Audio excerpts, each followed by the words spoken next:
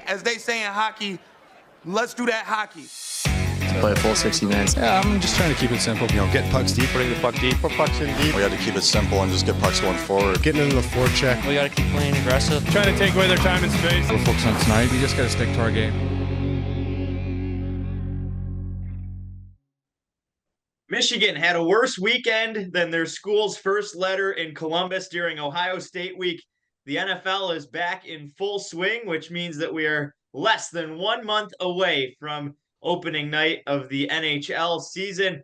And the Fifth Liners podcast is back, episode 9, upcoming with our Pacific Division breakdown and special guest, the play-by-play of the Edmonton Oilers, Jack Michaels, who came and sat down with us to talk about the Oilers' big offseason, some breaking news the morning of our conversation as Leon Draisaitl signs a big and much anticipated contract and more. All that upcoming here in the next episode.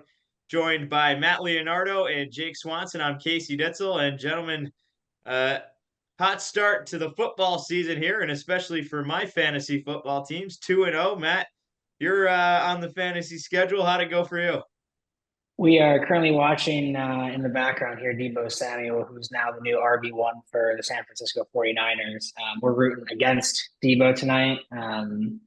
We scored, about 150 points, which is a great week. I think it'll put us second if we lose and first if we win. So hoping for a quiet night from Deebo. And my other big, I lost by about 3 points. So typical for me. I took a big break from fantasy football 6 years ago, came back and lost my first 10. So I had a pretty rough 2022, and it's kind of just been pretty bad ever since. But typically with football season, it's week 1, I'm pretty upset, and then I'm looking forward to hockey season. Basically, Matt's trying to set himself up that for every bad take, he has an excuse that he was too distracted watching the football game here. Jake, it's been a little while since we've had you on, and a perfect time to bring it back with the big news that we'll get to as well. I forgot to mention with the PWHL coming out with some interesting team names. But Jake, how was the summer here as we get into the fall now, spending it out in Cleveland? Summer was good.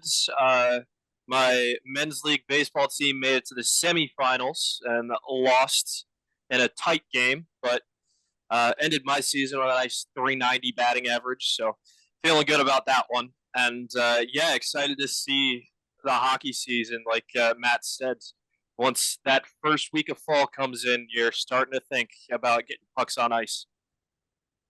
Usually the problem with my fantasy football schedule, I run out of content to listen to. I'm big on the podcast market, obviously, as we sit here talking on one, but I can't get enough of the hockey content when it's in, and then we get to right around free agency and all of the podcasts drop off. You got maybe once a week with a couple of them coming out. Spittin' Chicklets keeps going through the whole summer and the Fifth Liners podcast, but other than that, it's pretty dry. So I flip over to the fantasy football market, and I got a show that I listen to every single day through the summer. And then I'm usually hot on the heels for about 3 weeks, and then hockey season starts up again, and I get a little too interested in fantasy hockey, which we're going to be dueling it out in here. We're getting the Fifth Liners in, and the mock draft, that's going to be the real draft of our league episode coming up after we finish our divisional breakdowns. It'll be just in time for all of our fans here to listen up and get some advice on their fantasy hockey drafts, hopefully, as we'll drop it right around the 1st of October. And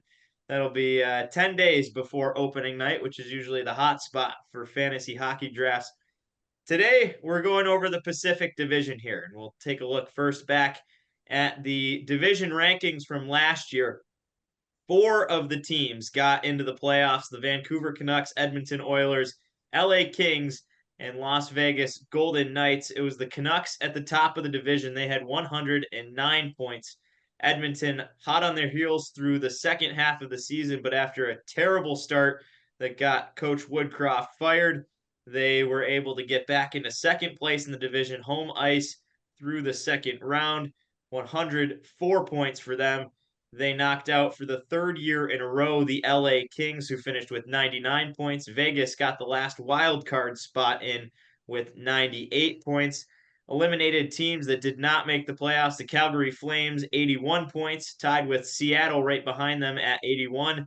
And at the bottom of the barrel of the NHL, the favorite teams of both of the co-hosts staring at me right now, Jake's Anaheim Ducks with 59 and Matt's San Jose Sharks, who for a while made a run at potentially being the worst team in NHL history.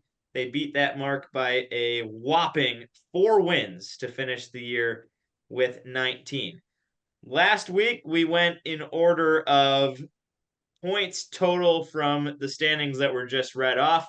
We're going to do it a little different this week based on our guest. And Jack Michael's coming up at the end of the breakdown here with the Edmonton Oilers. So we're going to go in alphabetical order, skipping E, and swing it around with Edmonton last, but definitely not least, probably most influential on this episode. And we'll kick it off at the top with the A's, the Anaheim Ducks, second to the bottom in the division. Last year, a lot of anticipation this year, but a very quiet offseason, Jake. You're high on the Anaheim Ducks this year. I still think they're going to be towards the bottom, but some people have them making the playoffs, even and making a push towards that wild card spot. I don't see it at all. I don't think they made many moves towards getting much better. A lot of really young talent on that team, and obviously that's where all of the hope and the potential comes, needing a lot of guys to break out. Yeah, Casey, and Anaheim, it just doesn't seem like they did anything of note this offseason. There were rumors that they floated a couple of lucrative contract offers towards people like a Steven Stamkos, but obviously not exactly the situation you want to be walking into if you're an NHL veteran looking for a Stanley Cup. So kind of hard to do stuff on the free agent market, and it just kind of seems like their new uniforms were the biggest change they made during the offseason. And Casey and Matt are both smiling as there was some talks in the Fifth Liners group chat about the uniforms. I personally like them, but that might be a little bit biased as a Ducks fan. But in terms of the moves that they made, it was just a lot of depth that they tried to get and try and build up this young core of Zegras, McTavish, Mityukov. Like those three alone, they got to get in, and not to mention Leo Carlson, the top 3 pick actually, a couple years ago, and they had $31 million in cap space to work with this offseason, and they didn't really do much with it. But 2 big names, Robbie Fabry and Brian Dumoulin, were the 2 big NHL established players that they acquired through trade, and it addresses some needs for me. The Fabry trying to replace longtime Duck Jakob Silfverberg, and Silfverberg was a really good bottom 6 forward for the Ducks, top 6 in his prime, and Fabry's just going to try and take his spot on that line. Dumoulin, I saw him in Pittsburgh, and he was recently with the Kraken in division, and he's just trying to bring some experience to this really, really young blue line. So we'll see how those 2 kind of fit into this, but all in all, kind of a quiet offseason for them.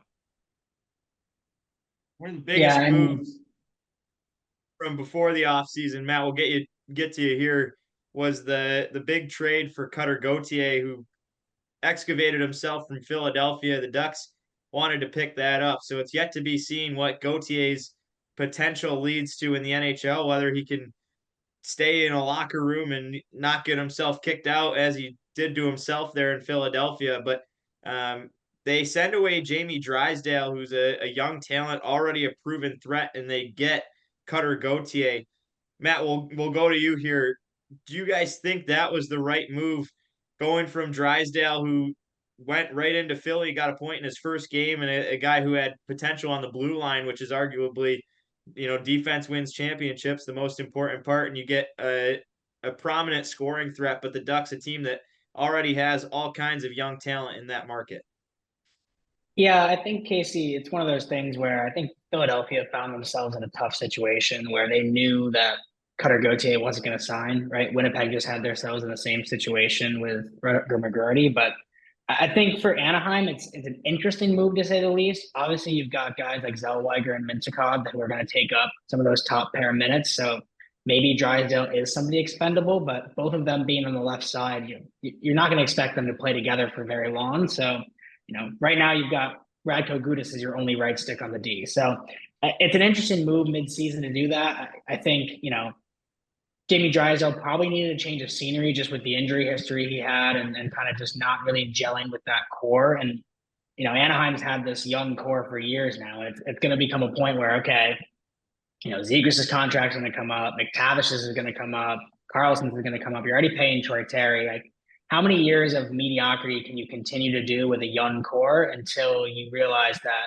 something has to be shaken up here? And I guess the first move there is going to be Drysdale. I've heard some of the rumors about Cam Fowler potentially getting moved, which personally I think that's a huge mistake with the amount of inexperience they already have on that D-core. There's always rumors around Trevor Zegras getting moved. So I think bringing in Gauthier is an interesting option given the fact of all of the young talent they already had up front.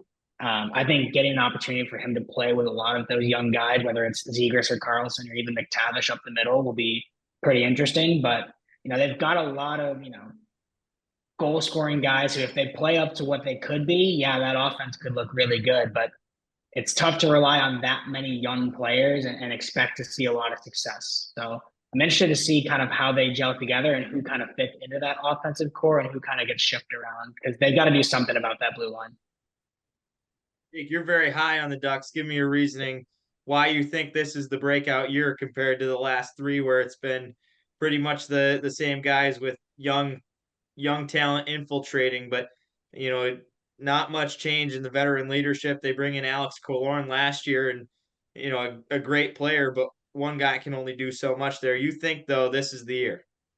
Yeah, I think I do, and I think it's going to just be an improvement year. I don't necessarily think that for Anaheim it's going to be make the playoffs year and shock the world. I think it's just we're seeing the steps that need to be taken for the key players that are on this team. People like Zegras, who needs to step into this like face of the franchise role almost that he's kind of been getting since he got picked up by Anaheim. And like he's rocked the world with some of his highlight reel goals, but he hasn't just shown the consistent production that you need from that kind of face of the franchise. And obviously the one big player that we haven't mentioned yet is John Gibson, and consistently one of the best talents between the pipes, but he has never had a really solid blue line to help him out. So a lot of those numbers can look really, really ugly if you just look at them at face value. So I think in terms of what I see with this team is, like Matt was saying, a lot of potential offensive firepower, and it looks like they're just loading up to go completely offense first.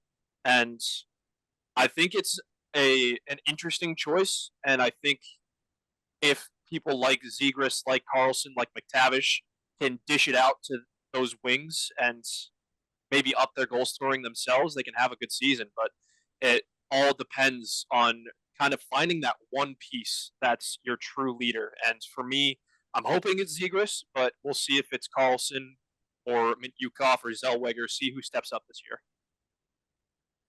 The Golden Knights out in Las Vegas, Jonathan Marchessault was a hot topic immediately from the trade deadline that you saw coming, the result where now he signs with the Nashville Predators, the last original misfit of the Vegas Golden Knights from the expansion team that now leaves, and none of the original players are there.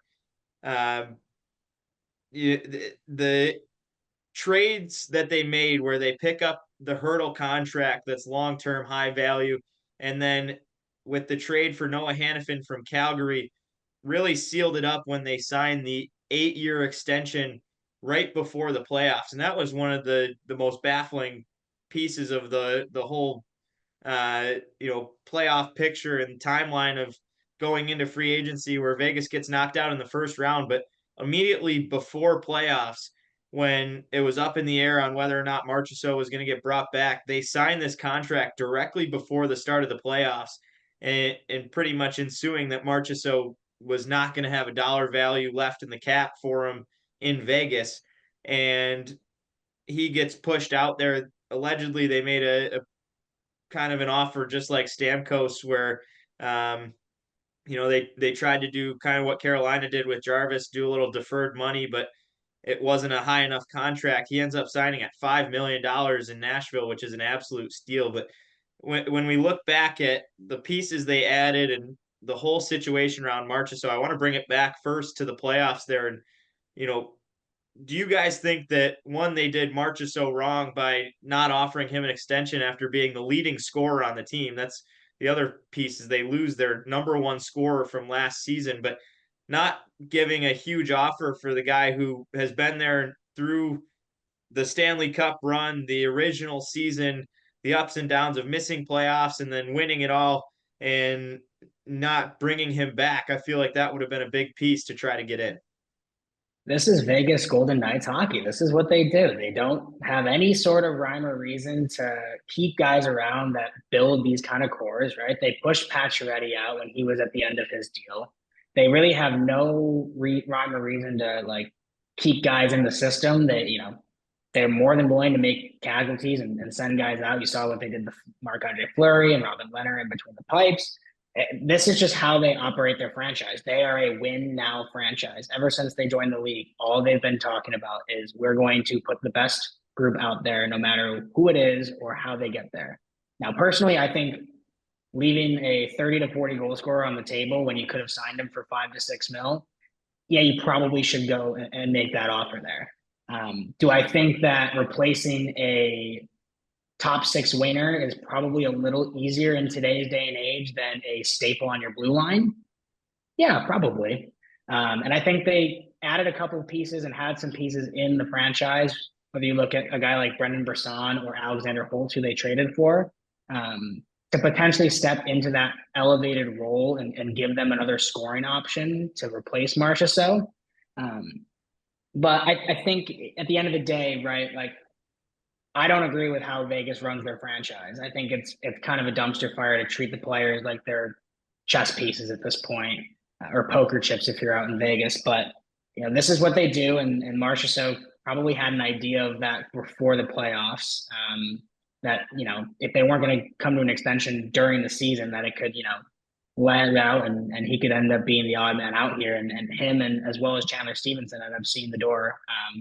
But they've got players in the program who are hopefully going to be able to fill some of those top 9 minutes, and they're keeping a pretty strong decor together here that, at least for me personally, I think this is another playoff team, but we can get into that a little more later.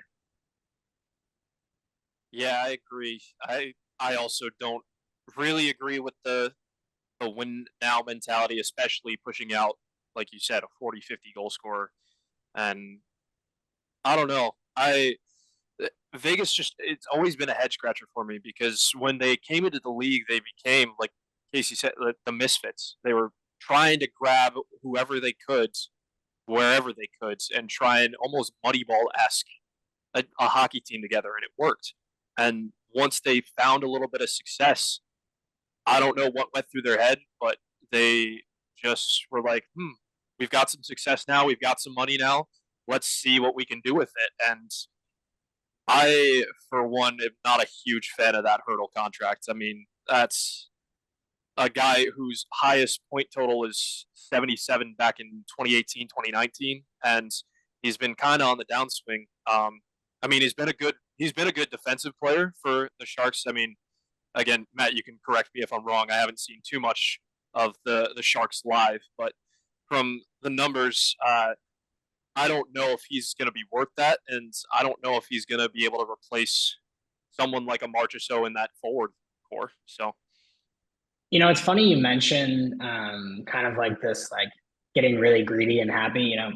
It almost seems like they went to the blackjack table that first year when they made the Cup final and they were up like 150, $200. They're like, holy shit, I know what I'm doing now. And then they're now just pushing all their money on red and roulette, and it pays off enough to get to the playoffs. But at the end of the day, if you're not winning cups, they got one in 2023. So obviously the goal was successful. However, is this going to be a team we look at, 2028, 2029, and we look back and we're like, yeah, I could have seen that one blowing up pretty quick. They definitely put all their chips on red, and it works one year. And if green hits, what are you gonna do? Exactly. Yeah. All three of us have Vegas inside of our playoff picture here for the conference, but looking at the projected lineup here, they have a very strong top six: Barbashev, Eichel, and Stone. Hurdle, Carlson, and Kolasar are the potential top two lines, but the bottom six: Brizan, Waugh, Holtz, Dorofiev, Howden, and Randberg. There's some names that you wonder if they're going to be enough, especially in a West where the top is so top heavy. But a good decor: Theodore and Petrangelo, Hannafin and Whitecloud, McNabb and Haig is a third pair that I absolutely love. And then you got to wonder if Hill and Samsonov can get it done. Samsonov's been an absolute dumpster fire in Toronto. We'll see if he works out. And a lot of that can come with defense. Toronto doesn't have the greatest defensive core, so now a much stronger D-core in front of him. But Aiden Hill's going to be the top dog there. But guys, all of us see success for each of you. Where is that coming from in your minds? I think it starts on the blue line. Obviously, that top six on the back end. You think about Carolina the last few years and how good they were, and they kind of lost a couple pieces there. They were one of my teams where I would say, year in and year out, they're one of the best D-cores in the league. And I think Vegas honestly might take that over now. I think, Shea Theodore, a healthy Shea Theodore, and hopefully a bounce back here from Petrangelo. But I love the Hannafin pickup. He fit really well on that blue line. I think Nick Hague and Zach Whitecloud still have room to grow, and then just a stable guy in McNabb. But it also helps with their goaltending coach, who clearly is just taking anyone that they can bring in, and they're making them, top 12, top 10 goaltenders, right? Aiden Hill had some stints in Arizona and San Jose where he looked like a traffic cone. Sometimes it looks like he could save a beach ball, maybe. And sometimes it looks like he could save a golf ball. So I think it's one of those things where Samsonov could really thrive in a 1B situation if he's not having so much pressure on him, and he's not the starter, and he's got a good goalie coach, and just a new change of scenery. And I think, whoever they throw in net in front of that D-core is kind of where they're going to get a lot of the success.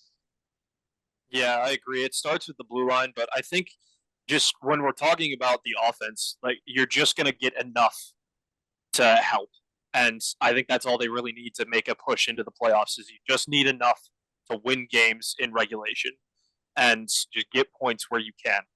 And I mean, you look at their lineup. I mean, obviously we know Jack Eichel from his cup run 2 years ago, and people like him, Mark Stone, if he stays healthy, William Karlsson as well. They're going to give you their stereotypical season. You just have to capitalize on it. And I think that's just exactly what they're doing. They're going to be a just enough team and just get into the playoffs with a Pacific Division that's never really been a huge juggernaut in the NHL. Imagine Mark Stone gets hurt. He's a guy that's so injury prone. That could be the absolute end of their season if he can't go 82 games, which he hasn't done in the last 4 years. But that's definitely something to keep an eye on, where they'd have to go Kolasar up top. Holtz would have to play top 6 minutes, and then someone like Victor Olofsson slides in for a third, fourth line role. For me, I think it's just that this division is going to be so weak. I don't think, other than Edmonton, who I think is going to be Martin Garrix style house to try to beat an absolute wagon and force in this division, I think every team did not improve here. And I think, Vegas is always tough, and I think the top 6 can get it done enough. And just like Jake said there, but I think when you look at the rest of the division, I think Vancouver's bound for regression. They really jumped the gun at the start of last year, but the second half of the year didn't really continue at the same pace. And I think they're definitely a playoff team, but I think they're going to regress by probably 10 to 15 points. LA didn't get any better. They're maybe going to squeak into a wild card spot. And the rest of this division are bottom of the barrel teams right now. Calgary's going into a full rebuild. San Jose's in the middle of a full rebuild. Anaheim might as well keep rebuilding. And then you have the Seattle Kraken, who maybe can put up a fight, but signed a lot of older vets to long-term deals there. So it's, for me, that's the reason that Vegas is going to be so prominent this year, is just because in a Western Conference that is full of powerhouses, they have a pretty easy side of the conference to get after. LA Kings come up next in a disappointing finish to the playoffs. For the third year, they are knocked out in the first round by the same team and their conference foe in the Edmonton Oilers. Gentlemen, as we look forward to this year, a couple of trade acquisitions. They pick up Tanner Jeannot from Tampa Bay. They also add Warren Fogle, Joel Edmondson, and Jack Studnicka, familiar ECAC name. They give away Pierre-Luc Dubois, which was a big one, a high-level contract, over $8 million of cap space that I'm sure we'll see added up as we get towards December or closer to the trade deadline. But in my opinion, a team that did not improve enough to really take the next step. And they're kind of in a spot right now where they're a middling team that is good enough to get into the playoffs every year, but I think they're a long way from the Stanley Cup. What do you guys think they need to do better this year? Do you think that they're a contender? Depends on what you're contending for. I think in between team number 8 and 22, maybe there's a big no man's land of NHL teams that could, oh my gosh, is this the year that Detroit makes a push? Or, oh, is this year finally Tampa regresses? I think they're in that middle ground of you don't really know what's going to happen. And I think some of the moves they made sense for their team, right? PLD, as great as he was as a two-way player, just wasn't an offensive fit. And having that contract on the books just didn't make sense for them. They go ahead and bring back Darcy Kemper, who played well for the Kings back when he was, a long time ago now, where he had a stint there. And you've seen his ups in Colorado and some of his downs in Washington, but we'll see what kind of Darcy Kemper that we can get. They move a few pieces around. Right? Matt Roy is now no longer on the team, but you got a guy like Brant Clark who's going to have to step in and play some top 4 minutes here. I think this is just a year of unexcitement for the Kings, right? I think if they can have some of their guys that we've been talking about for so long really make that huge jump, specifically talking about a guy like Alex Turcotte or Arthur Kaliev, maybe one of them can really fill in a top 9 role and make this team super, super competitive. But, it looks like a very similar, if not the same LA Kings that we see year in and year out. And for me, they've never been a team that I really would ever get scared of. But at the end of the day, yes, they have the pieces in place to get to the playoffs. Obviously, once you get there, you never know what's going to happen. But, again, nothing's really jumping off the page for me. Kopitar and Doughty are only getting older. You're going to have to start paying some of your younger guys, similar to what we talked about with Anaheim. And, I'm just not seeing it yet with the Kings. Yeah, I think I agree pretty much with Matt on this one. I mean, the moves they made, Warren Fogle, I'm interested to see how he does away from Edmonton and away from the lines he played on with McDavid, Draisaitl, and those top 6 in Edmonton. And then with the young guys, I haven't really seen a lot from a Turcotte. I'm looking at the roster right now, and right now, like their biggest cap hits, it's like Mikey Anderson, Philippe Deneau, Kevin Fiala, Adrian Kempe, Drew Doughty. Like these names, if this was 3, 4, 5 years ago, that's a really, really good solid core that you can build around. But right now, Doughty's 35. Kopitar just turned 37. So it's kind of like, it almost reminds me of the Penguins core and Crosby, Letang, and Gino. And like you're getting into that 33 to like 38 range where, yeah, they're still really, really good players, but can you count on them to be as healthy, or can you count on them to be as productive as they were in their prime? So I think if they put a lot of things together, they could certainly make a push for the playoffs, especially in the wild card race. But a lot of things have to go right for this team. Conroy has finished his first full year as the general manager at the helm of the Calgary Flames, and is certainly making his mark on the future already. Unfortunately, that's going to come in a negative direction for a little while upcoming.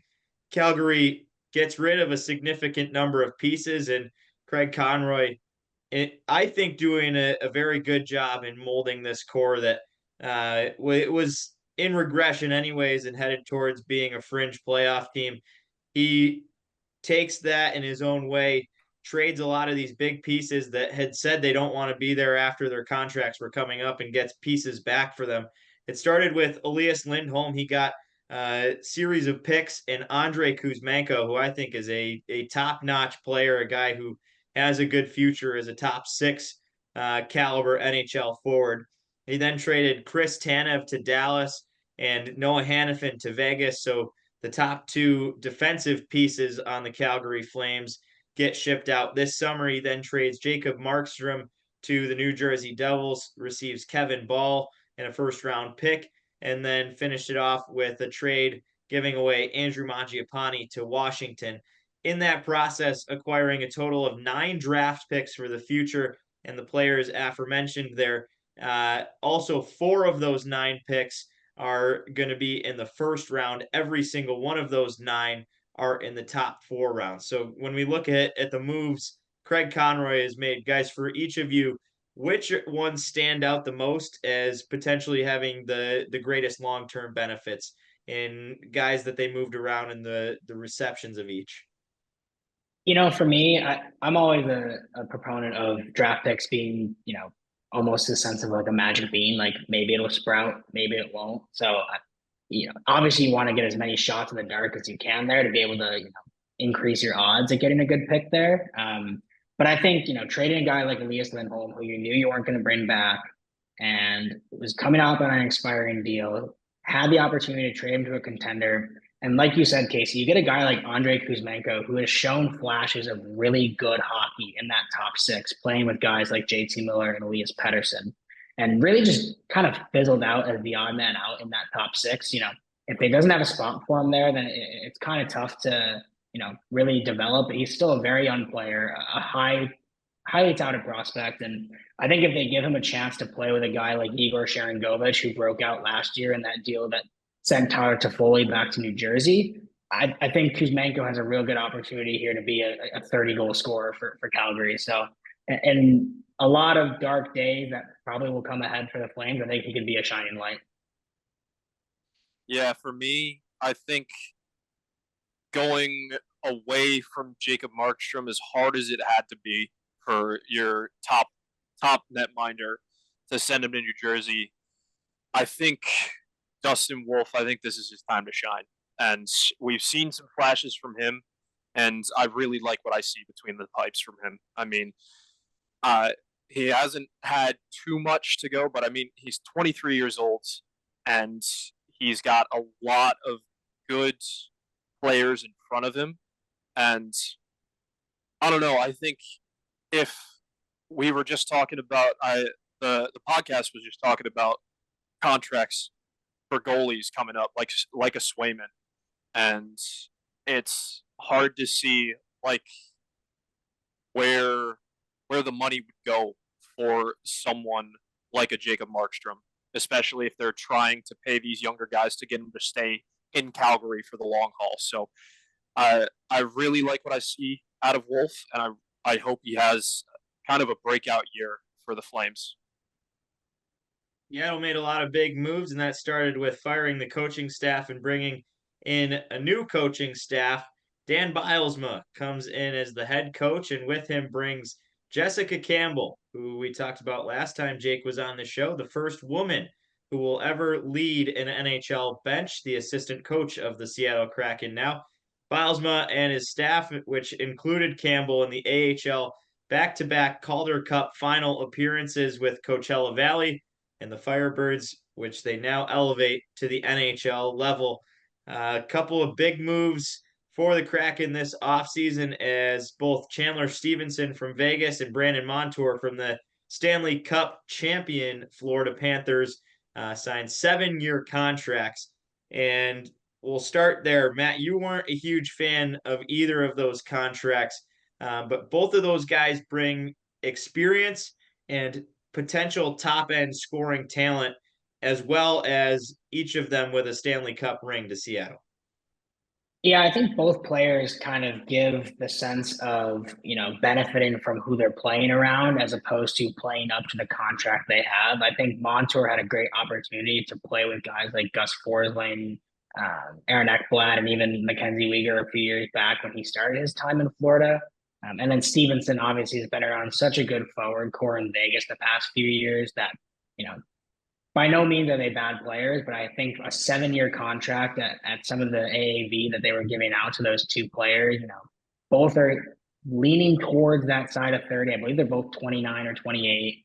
And again, like the direction the team is currently going, I just think that kind of term didn't really make sense for what Seattle has in store right now. Overall, I do think Seattle has a good opportunity for a bounce back year. I think they were one of those teams that was very injury prone last year. Didn't really get huge consistent goaltending. I think towards the end, we kind of saw Joey Decord kind of take over that 1A spot from Philip Grubauer, which we can talk about Grubauer all day, but it's really hoping he just can kind of bounce back and at least be a formidable goaltender in the league at some point. But again, this is a team that just 2 years prior upset Colorado in the first round of the playoffs. So it's a very similar core, a very similar group there. So they have, some of the pieces in place to potentially go on a postseason run here. But I think they're just a piece or two away. And you ask the question, who's that guy, right? Like same question we asked with Anaheim, but I think it's even a scarier situation in Seattle because they're not young either. It's not like they have like a ton of guys that they're really going to be able to develop into that guy, right? As great as players like Andre Burakovsky, Jaden Schwartz, and Oliver Bjorkstrand and Yanni Gord are, none of them are face of the franchise caliber players. They've got two guys, and I think Matty Beniers and Shane Wright with that opportunity. And they just paid Beniers big time to kind of be that guy. But if one of them doesn't step up, I just can't see somebody being, able to take over a game and kind of go and win you one. And when you don't have consistent, strong goaltending to back it up, I think you're kind of in a no-man land that is going to lead them to a little bit of another disappointing season. Seattle's been very up and down where they go from the first year not making the playoffs, the second year making it to the second round, knocking off the defending Stanley Cup champions, and then the third year again not making the playoffs and not quite getting the luck of the Vegas round roulette table there. But Jake, when we look at the regression from 2 seasons ago into last season, but also the potential boost that they got in that previous season, the additions they make, for you, what does Seattle have to do to make it through this gauntlet of the West Coast and the powerhouse teams there in the Colorados and Edmonton Oilers, Dallas Stars, teams like that are touted to be at the top of the divisions? Casey, for me, I think it's broken down into 3 steps. I think the first one, as Matt kind of alluded to, is having that Matty Beniers, having that Shane Wright breakout, and have that kind of season where you can say, oh, this guy can lead us to the Stanley Cup Finals by himself.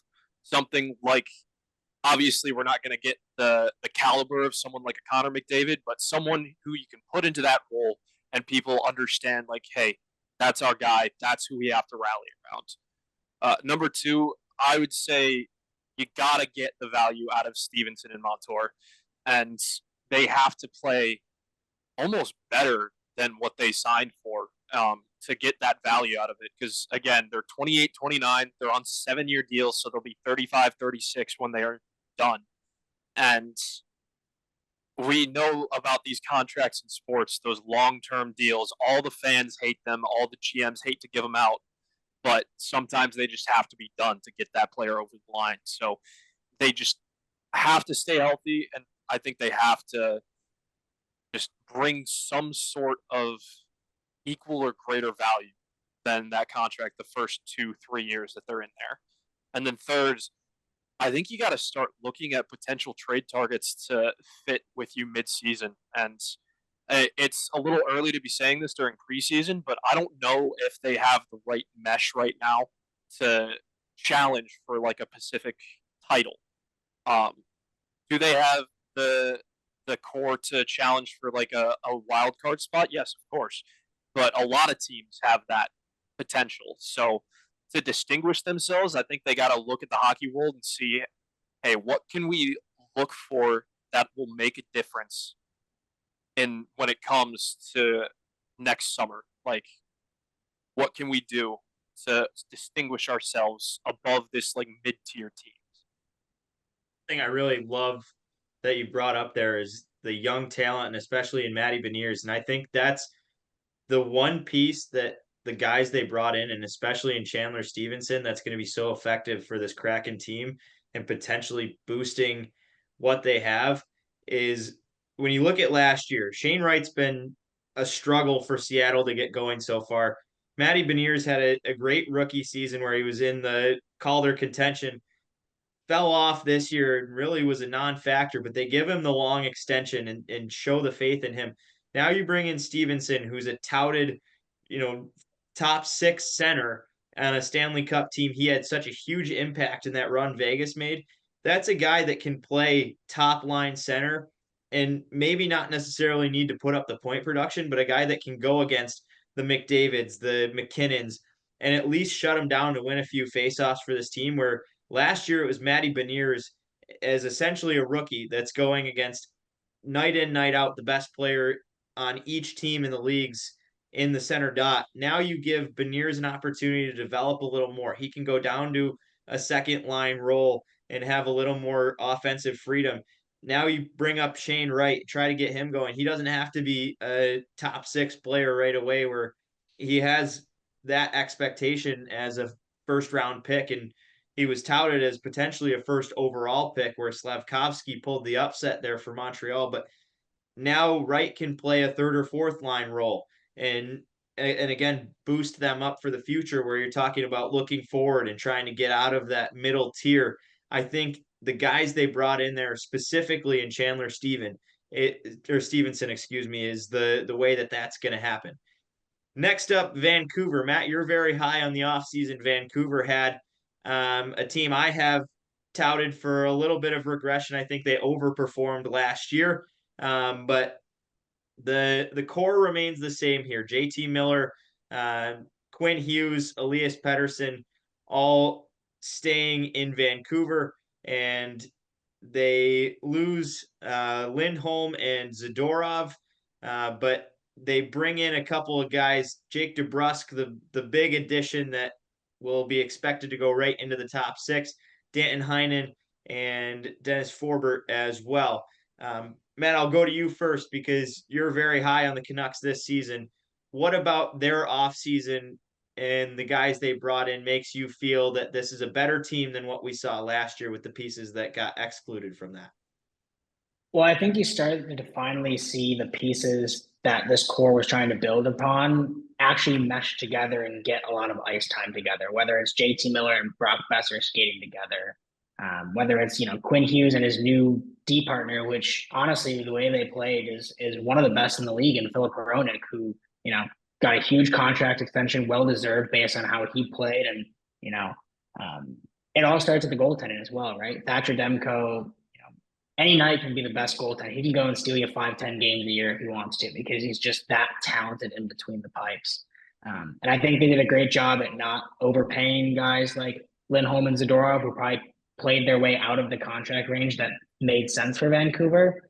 And again, like you mentioned, I love the DeBrusk move. I think I've talked about it almost every episode. I'm a huge fan of Jake DeBrusk's game. I think he's that perfect complementary piece in the top 6 where he might not be the guy, but he had opportunities to play with Marchand and Pasternak in Boston and show that he can play those kind of minutes with those top guys. Now you're going to put him on a wing with either Elias Pettersson or JT Miller. I'm a huge fan of DeBrusk there. And even the small moves they made, right? Bringing in Daniel Sprong on a small deal, per minute, he's just such a valuable player the past few years, where he hasn't really been given a huge opportunity, but when the time comes, he always produces, right? Danton Heinen, the great bottom 6 forward that's going to be able to eat up penalty killing minutes. You've got guys like Teddy Bluger and Pius Suter doing the same as well, and that big force in Dakota Joshua. I think this team just appears on paper to be a playoff caliber team just based on the way they built it. And they've got, we talk about the other teams, like who's going to go win you games. You've got a goaltender that's going to go win you games, and you've got two of the top 10 to 15 centers in the league that can go night in and night out and win you a game with JT Miller and Elias Pettersson. Nick, I'll go to you next. And another guy who's high on Vancouver here, you have him at the top of the division as well, right alongside Matt there. For you, what is it in this Vancouver team that makes you so confident that they'll stay right up there among the best teams in the Pacific? Man, Casey, I got to get to going first before he steals my thunder sometimes, but I agree 100%. Like that, just the chemistry I saw from Vancouver last year and the way that they were able to move the puck, especially in the offensive zone, I like a lot what I see. And then on the back end, the blue line in between the pipes, I mean, Quinn Hughes just solidified himself as, in my opinion, a top 3D man in hockey. For me, it probably goes Makar, Fox, then Quinn Hughes. And it's just something like that where you have a star at each level in the offensive zone, on the blue line, and in between the pipes. It's always been a really good kind of recipe for success. I mean, you look at other teams in the past that have had that, and I think that was a big reason that Edmonton unfortunately didn't go through all the way last year, is they had that really top-heavy offense, and then blue line and in between the pipes, they really didn't show too much, especially towards the end of the season when injuries got to them. So if Vancouver can stay healthy and they have that star in each level, I think they're going to go really far. And I wouldn't be surprised if they pulled off a couple upsets in the playoffs as well to get past some of those top seeds in the West. And I love the comment you make there with, the top star at each spot. I immediately thought of Tampa's two Cubs, right? You get Stamkos and Kucherov and Point at the top there, and then you've got Victor Hedman solidifying that decor and Vasilevsky between the pipes. It might not be as top caliber right now, but with the progression that a young Elias Pettersson can make, and Quinn Hughes is still not, a super veteran, and Demko is still making strides. Like, what's the recipe mistake there between those two cores there? So I agree with you there. JT Miller might be my favorite player in the NHL alongside Brady Tkachuk, and a similar play style, but a guy that just absolutely does it all. And I had him on my optimized cap roster team a couple weeks ago, and I'm right there with you. I think he's an excellent player. Quinn Hughes was a disappointment to me last year. Surprised this, I might be the only person in the world saying this, and I kind of toasted myself in fantasy because I made a big trade where I had to give up JT Miller to get him, and the offensive production just absolutely nosedived in the second half for him. And again, that's where I go with a team that was front loaded in the first half of the season and dwindled off a little bit towards the playoffs. They played well in the playoffs, but I wonder whether Hughes can have the same type of season that he had this past year, and whether Elias Pettersson, who had major struggles, and especially in the playoffs, but for the entire last 2 months of the season, if those guys can stick to that first half form and continue that for the entire season coming up, the verdict will have to be out on that one, and we'll have to circle back and see how that goes around the point of December. And Jake, you said talking first has been Matt's strategy here to take all the thunder. Unfortunately, you might be lucky to get a word in if he gasps for air on the next one as we go to the San Jose Sharks. And Matt, I'm going to hand it over to you because I will agree that I think the Sharks are up there of the best off seasons of any team in the NHL, but I do not think it's going to make the impact that you do. I'm going to preface before I go on my 5-minute tangent of love here. I do not think the Sharks are there yet. I agree with you there. I think there are still very gaping holes in this roster.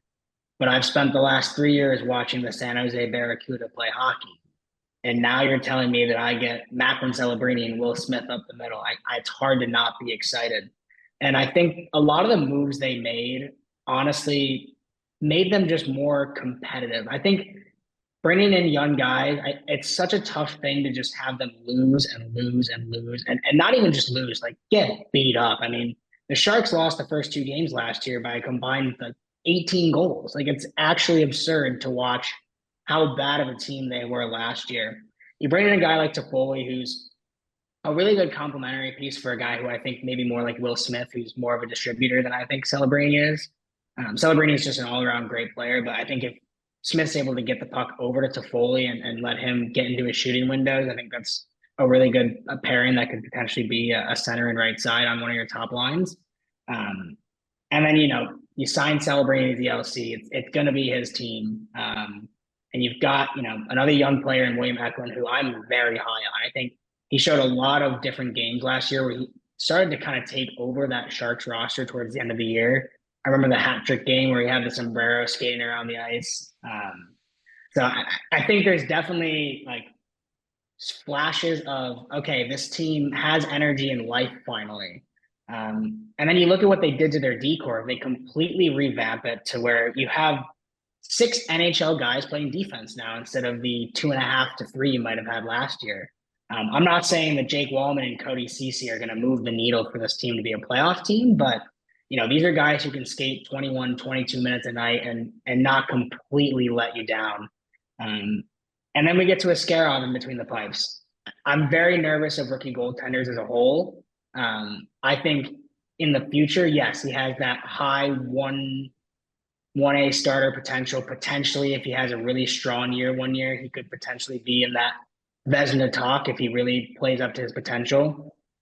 But at the very least, there's hope in between the pipes. I think ever since of getting to Blakov, it's just been who the hell is playing goaltender for this team? And, the Martin Jones experience didn't work. And now you just have these revolving doors of, we ended last year with Devin Cooley, who great hometown story, but that's not an NHL caliber goaltender, especially a starter. So I think the future is definitely up on the Sharks, but still we're at least a year or two away from really seeing a strong contender here. Think you got any words left after Matt just handed out the Calder, the Norris, and the Vezina there to an assortment of Sharks? CC for Norris, man. I don't know with the Yaroslav Askarov. I don't know if you would quite give him the Vezina yet, but I agree. I think he's going to be the X factor for this Sharks team this year. Is if you can get him hot and you can get him confident in this season, I think that's going to change the whole outlook for San Jose. I like what they did with, like you said, those complementary pieces. That's all you really need for a young team is just players that are NHL ready, and they're not going to take too much away from the development of someone like a Celebrini, someone like a Will Smith, and they're just going to be there to distribute, to protect them, and to make sure that they're teaching them how to play NHL hockey. Because as we all know, it's a huge jump from the NCAA to NHL, and we've seen a lot of players in the past struggle with that transition. So I think that's going to be a big one. And then just like the developmental pieces that they have on this team, again, shout out to the ECAC and Henry Thrun, the former Harvard blue liner. I really like what I saw from him when he came up last year. And they just have a lot of those players in the farm system that I think can make an impact if they get called up for injuries or whatever. And I'm excited to see just a Sharks team that has just a little bit of hope this year. Absolutely great touch there on Henry Thrun. He's maybe my favorite defenseman on the San Jose Sharks, and I'm a little bit disappointed in you, Jake, because you mistouched on the impact of the greatest face-off man in the NHL right now, sitting on the fourth line, in a personal favorite of both of ours, Nico Sturm. Should have just started pointing at the jersey, Casey, I swear. In looking at this team, that's the one thing that I'm wondering, and I don't think Sturm's a Shark at the end of the year, which I think he's going to be an extremely hot trade target for every single team that is looking to make a deep playoff push and lacks a little bit of center depth. And I wonder if maybe Carolina could be one of those teams because he has minimal cap hit at 2 million. And smiling there, Jake, laughing, but in all seriousness, he's an excellent penalty kill guy and an outstanding faceoff guy, where he's third in the NHL in faceoff percentage. And that's the one thing I wonder on this team is where he slots in this year with he's a guy that doesn't play huge minutes but he goes in for some of those huge penalty killing faceoffs and big power play starters. But I don't know that the center depth of this Sharks team is going to be able to make much of an impact. That's why I still have them down at the bottom, because Celebrini did not look great from some of the videos that came out of the development camp back in July. And I hope that he progresses to be the player that we expect just for Matt's sake. But it's going to have to be him or Will Smith that are going to have to go into a top 6 role. And similar to the talk around Matty Beniers, why it didn't work out for him last year having to play a top line, I think for one of those two guys, it's going to be tough to go straight into the top 6, and they're going to need one of them to. They don't have huge depth on the forward core. The D definitely got a lot better, but I wonder if Sturm sees a little bit bigger of a role and then they give him away right at the deadline, because his contract's up after this year. He'll be a UFA, and that's one player that I'm really interested to see. And I wonder if they give him a little bit more of a offensive role as a guy who plays strictly defense pretty much.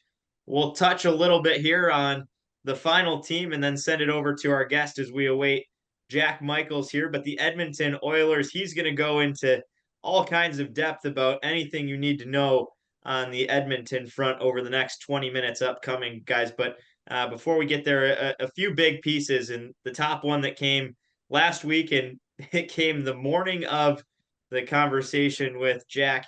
Leon Draisaitl signs the biggest AAV contract in NHL history, where he is now worth $14 million a season. That'll kick in after this year, so it starts in the 2025-26 year. But a monster cap hit for a guy on the Oilers, and McDavid is upcoming as well in 2 years.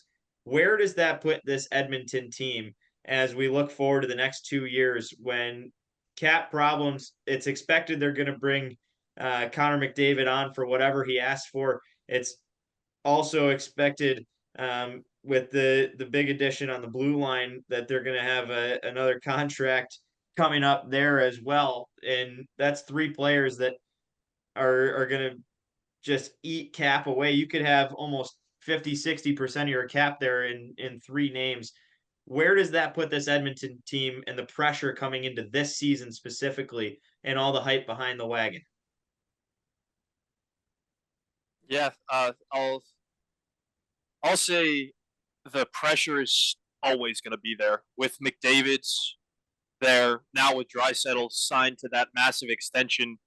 You have to get it done in the playoffs, and there's no excuses. You have the best player in the world on that team, and it's just time's ticking, whether he gets impatient with the franchise or he, knock on wood, I hope he doesn't, but if he gets a big injury, you have to take advantage of McDavid's prime while he's there. And to have, again, another top 10, top 5 even player in the NHL and Leon Draisaitl, like, to have those two on the same team and not win a Stanley Cup in their tenure would be nothing but a failure for the Edmonton Oilers.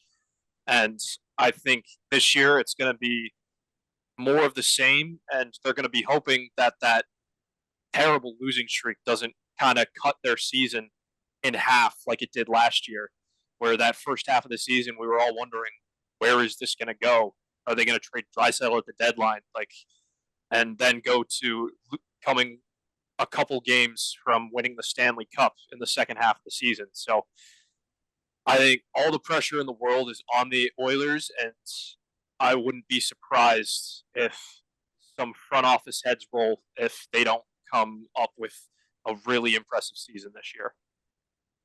And welcome back, Stan Bowman. I mean, this is one of the more interesting situations to be put yourself into, where you like, awesome. I've got two of the best 5 to 10 players in the NHL, but they're going to eat up at least $30 million of my $92 million in salary cap coming into next season. So I think for Edmonton, the big thing is, for this year specifically, you got to go for it. You got to do everything you can between now and when you have to pay Connor McDavid to get this team back to the Stanley Cup. And from there, give McDavid a chance to win it again. He almost did it last year, down 3-0. And, at the deadline, I don't think any player under the age of 24 is safe in that organization. I don't think any draft pick is safe over the next 3 to 4 years, because if you don't win it with McDavid and Draisaitl, you're never going to win it for Edmonton. So I think, yes, it's a very tough situation to be put in. Obviously, the cap is moving up. So every year it's going to be easier and easier. But at the same time, you're still paying guys like Darnell Nurse and Evander Kane, and there's still buyout money on Jack Campbell even. So it's not making their lives any easier. But this is the window. You got to go for it here. Bouchard has been handed the keys to maybe the nicest Bugatti in history, as he will be the blue line in Edmonton. And that's the biggest question mark that could be the downfall of this team. And one thing that we didn't get to talking about in the upcoming interview is the potential gap on this blue line. And, in the offseason, it was Vinny Desharnais that went first as a UFA. He's in Vancouver now. But the unexpectedness of last month's offer sheet situation, where St. Louis takes Broberg and Holloway away from this team in the process of trying to free some cap, or what fans thought was trying to free some cap to bring at least one of them back. They trade Ceci to the Sharks, as we just talked about, a big addition for San Jose, but a major loss for Edmonton. And they don't bring back Broberg or Holloway, but most importantly, they don't bring back Broberg, who played a big piece in a couple of those wins, especially in the Stanley Cup final. Now you've lost 3 of the 7 players that were part of that Stanley Cup roster in Broberg, Ceci, and Desharnais along the blue line. And it puts that much pressure on guys like Bouchard and Ekholm, who now have to take bigger minutes, bigger impact plays as they look forward. Do you guys see the Edmonton blue line being a potential problem? Oh, 100%. And it's all about depth, Casey, with that. And it's almost like we were talking about with the Sharks, where, again, you have some young guys in every organization that can take NHL minutes, but are they ready to take NHL minutes, and should they? And with the Oilers, I mean, Bouchard's almost by his lonesome with Matthias Ekholm up at the top of that blue line. Like, they need rest throughout an 82-game season. Like, it's not like they can play all 60 minutes in the game. So I think the biggest thing for them, like you said, no player under 24 and no draft picks are safe. That's going to be going for, in my opinion, it should be going for any kind of established NHL defenseman that wants to compete for a title. And I think they're going to get a lot of interest around the trade deadline for that, and we'll see if they can make moves. But all in all, if injuries happen to this team, and injuries always happen in hockey, I don't know how that is going to be recoverable, especially when they have to be so good in that second half of the season towards the Stanley Cup playoffs. Yeah, and you mentioned adding defense, and a name that keeps popping into my head that I've been preaching since mid-July for them to give a shot on is Mark Giordano. I think you don't have to ask Mark Giordano to play, Calgary-style minutes, but his analytics looked really good in Toronto last year in a sheltered role, and he was willing to take a league minimum contract there, and a team who I think was less of a position to make a Stanley Cup run than Edmonton was. For Mark Giordano, go all in, get one more run at a shot here. He's still a free agent. He's kind of on the fence on whether he's going to retire or not. I think if he wanted to play there, and Edmonton obviously needs depth on the blue line, I feel like it's a perfect fit there to give Giordano one more shot and kind of just take some alleviation off some of those guys, like you mentioned, with Ekholm and Bouchard. And another guy who we haven't mentioned yet, but I think needs to step up again is Darnell Nurse. And potential PTOs upcoming for Kevin Shattenkirk, who was a Boston Bruin last year. And oh, hey, Tony DeAngelo says he wants to see himself in an Edmonton Oilers jersey. We'll see if that happens after he played maybe 15 games in a Carolina Hurricanes uniform last year and all the drama that surrounds his NHL career. Plenty to come on the Edmonton Oilers as we'll send it over now to Jack Michaels when we come back. Our division rankings as we break down where we see it playing out for all these 8 teams. Some PWHL talk, and our PWHL expert, Jake, is with us for this episode as we break down all of the new names and logos that were just announced this week. And we finish it off with our first ever Parlay Party, the new Fifth Liners betting segment. We'll be back after the upcoming interview, and a big thanks to our new guest, Jack Michaels.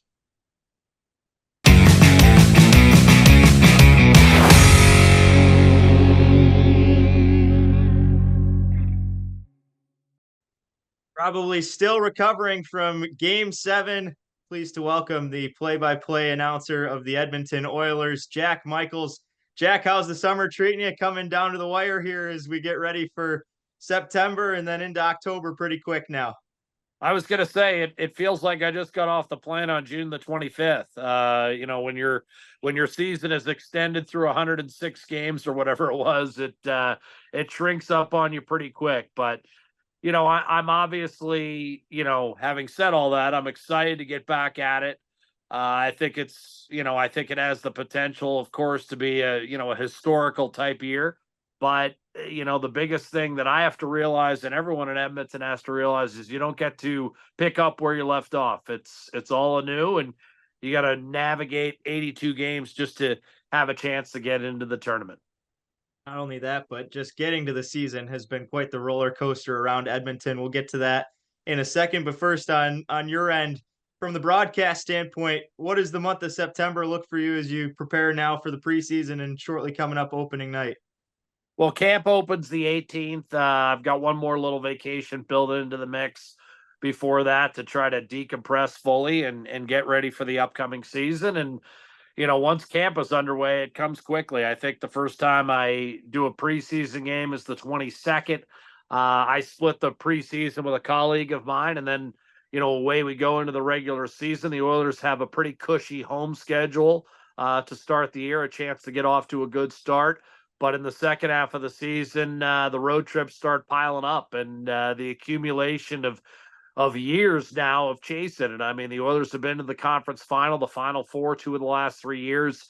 They're one of just a couple of teams that have gone to at least the second round the last 3 years. So they've not only been in contention, had longer seasons, but they're all of a sudden one of the oldest teams in the league. I haven't seen how it's all shaken out, but you know, when they finished up last year, they were the oldest team in the league. So this is a team that's no longer young and up and coming. This is a team that's well seasoned and primed for another run at it. And that's all you can ask for. When you're a contender, you just want to give yourself as many chances as possible, because it's my contention that this is the toughest trophy to win in all of sports.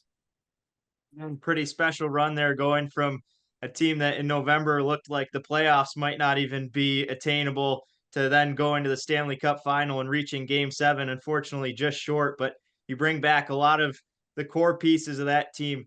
What aspects of that team on and off the ice made that run so possible, where they go through the coaching change, being down towards the bottom of the barrel, and then all of a sudden skyrocket up to making it to that Cup final? Well, obviously, it starts with Connor McDavid and Leon Draisaitl. I mean, they're the engine that drives this team. You know, Draisaitl just signed a big extension today. So he's going to be, you know, in Edmonton until his age 37 season. That's a huge positive for Oiler fans. You're talking about a 3-time 50-goal scorer, an annual 100-point producer, a former MVP, a former Lindsay winner. And Connor McDavid's universally accepted as the best player in the game. and with good reason. He put up another huge year last year. But Ryan Nugent-Hopkins, Zach Hyman, Darnell Nurse, at the time, Cody Ceci. I mean, they've got enough veteran players now that they're able to kind of navigate choppy waters. They're not necessarily known as the quickest starting team, to be honest with you. This team, in my experience covering them, seems to thrive on adversity rather than shrink from it. They almost seem to need it. They need to put themselves in a tough position sometimes. And I think really that's one of the last hurdles to cross is to find a way not to only be content with rough sledding. It'd be a lot easier for them, and they'd make it a lot easier on themselves if they didn't have to expend so much energy to get back into it in the regular season. Last year being, case in point. And I think they could have benefited from, having home ice advantage, for instance, in the Florida series. I just think that, when you're a group this long in the tooth, and again, they've had heartbreak now, again, a trip to the conference final, a trip to the Stanley Cup final, losing 2-1 in game 7, you can't come closer than that. I think the final step in that maturation process is to go ahead and be comfortable with being a favorite and, assert yourself a little bit earlier on. And I think that would benefit them in a wide variety of ways, but most notably with an older team, if you're able to get some guys some rest and not be playing guys 23 and 24 minutes in crucial March games. If those March games were all of a sudden a little bit less crucial and you could, I don't want to say ease your way into the playoffs because you can't just turn it on and turn it off. But I think getting some of their veteran guys some rest down the stretch would really help this hockey club. And I think we saw a little bit of it last year when they kind of conceded the division title to Vancouver in the last week or two to kind of, amp themselves up for the LA series. And I really think if they're able to get off to a good start in this regular season and have a relatively smooth ride to the playoffs without the giant swings we've seen. I mean, you got to remember the first time the Oilers went to the conference final with this group in 2022, that was another coaching change. Dave Tippett was relieved of his duties in February, and the Oilers were, I believe, 7 points out of the playoffs when Jay Woodcroft took over. So it's not been that smooth. They've constantly needed to turn it on in the second half. And again, I'm not suggesting you completely shut it off because that's not any way to go into the postseason either. But as this team gets older and has more mileage on it, not having to play such big games in March and April leading into the postseason, I think would help them and mentally as well. Not as much of a strain to be constantly worrying about positioning and home ice advantage. If they could take some of that pressure off, I think that would help them. Immediately from July 1st, they had a couple of big pieces, and the Oilers, one of the most aggressive free agency market teams this offseason, getting Jeff Skinner at a $3 million AAV for a somewhat longer-term contract. They also had Victor Arvidsson at $4 million there. What are your thoughts on each of those signings? What do you anticipate those guys bringing to this already very deep offensive core? Well, they both scored 30 goals when healthy, and I think Jeff Skinner is 2 years removed from a 40-goal campaign. I mean, these are guys that can fill the net. Victor Arvidsson, I believe, might be the first Nashville Predator ever drafted by that team to score 30 goals for that team. So we're talking about some unique talents here, and you integrate those into the top six. And of course, the big question is whether or not, Victor Arvidsson can stay healthy. He's been banged up a little bit the last couple of years with Los Angeles, but he's a really good friend of Matthias Ekholm. The transition to this club will not be difficult, and assuming he's healthy, there's no reason to think he can't put up another 25 to 30 goal campaign. Jeff Skinner, the thought was, well, he's slowing down and he wasn't the greatest skater to begin with, but I'm not sure that's entirely true. He was beaten down by years of losing. I mean, this is the guy that's hungry. This is the guy that's been in the league for more than a decade and has yet to play his first postseason game. He's among the all-time leaders in games played without ever having tasted the postseason. He left Carolina right before Rod Brindamore took over, and that team blossomed under his stewardship. And Skinner wound up in Buffalo, a club that just couldn't find enough big wins down the stretch to get into the postseason 2 years ago, and then really suffered last year. And Skinner was one of those guys that did not have the year he was hoping for last season. Tage Thompson got banged up. It was just kind of a lost year in Buffalo. So I expect Skinner with a lot to prove and to be hungry, that he can still very much be a reliable contributor. He still scored more than 20 goals last year. And here in Edmonton, both of those players, Arvidsson was kind of the guy in Nashville that needed to score, right? They were built from the back end on out, from their goaltender on out. And Arvidsson was one of the few reliable threats, up front that they had, along with Philip Forsberg. And then, Jeff Skinner's always been a guy that, if he's not your leading goal scorer, that team was going to struggle mightily. And neither of those players have to do that here. They can just settle in and be complementary players and be regular contributors in the top six and be on a second power play unit. I mean, you put those guys on your second power play unit, and maybe the first power play unit doesn't have to be there for, a minute 40 every time out. So I think they're going to be in roles that will be well suited for them, especially at their stage of their careers. I mean, they're in the same boat as the other guys, right? They have a lot of mileage on them. They don't necessarily need to be, scratching and clawing to get into the playoffs in late March. But if you have Edmonton's top six healthy, rested, and ready to go start the 2025 Stanley Cup playoffs, I think you're dealing with the best top six in the game, and I don't think it's that close.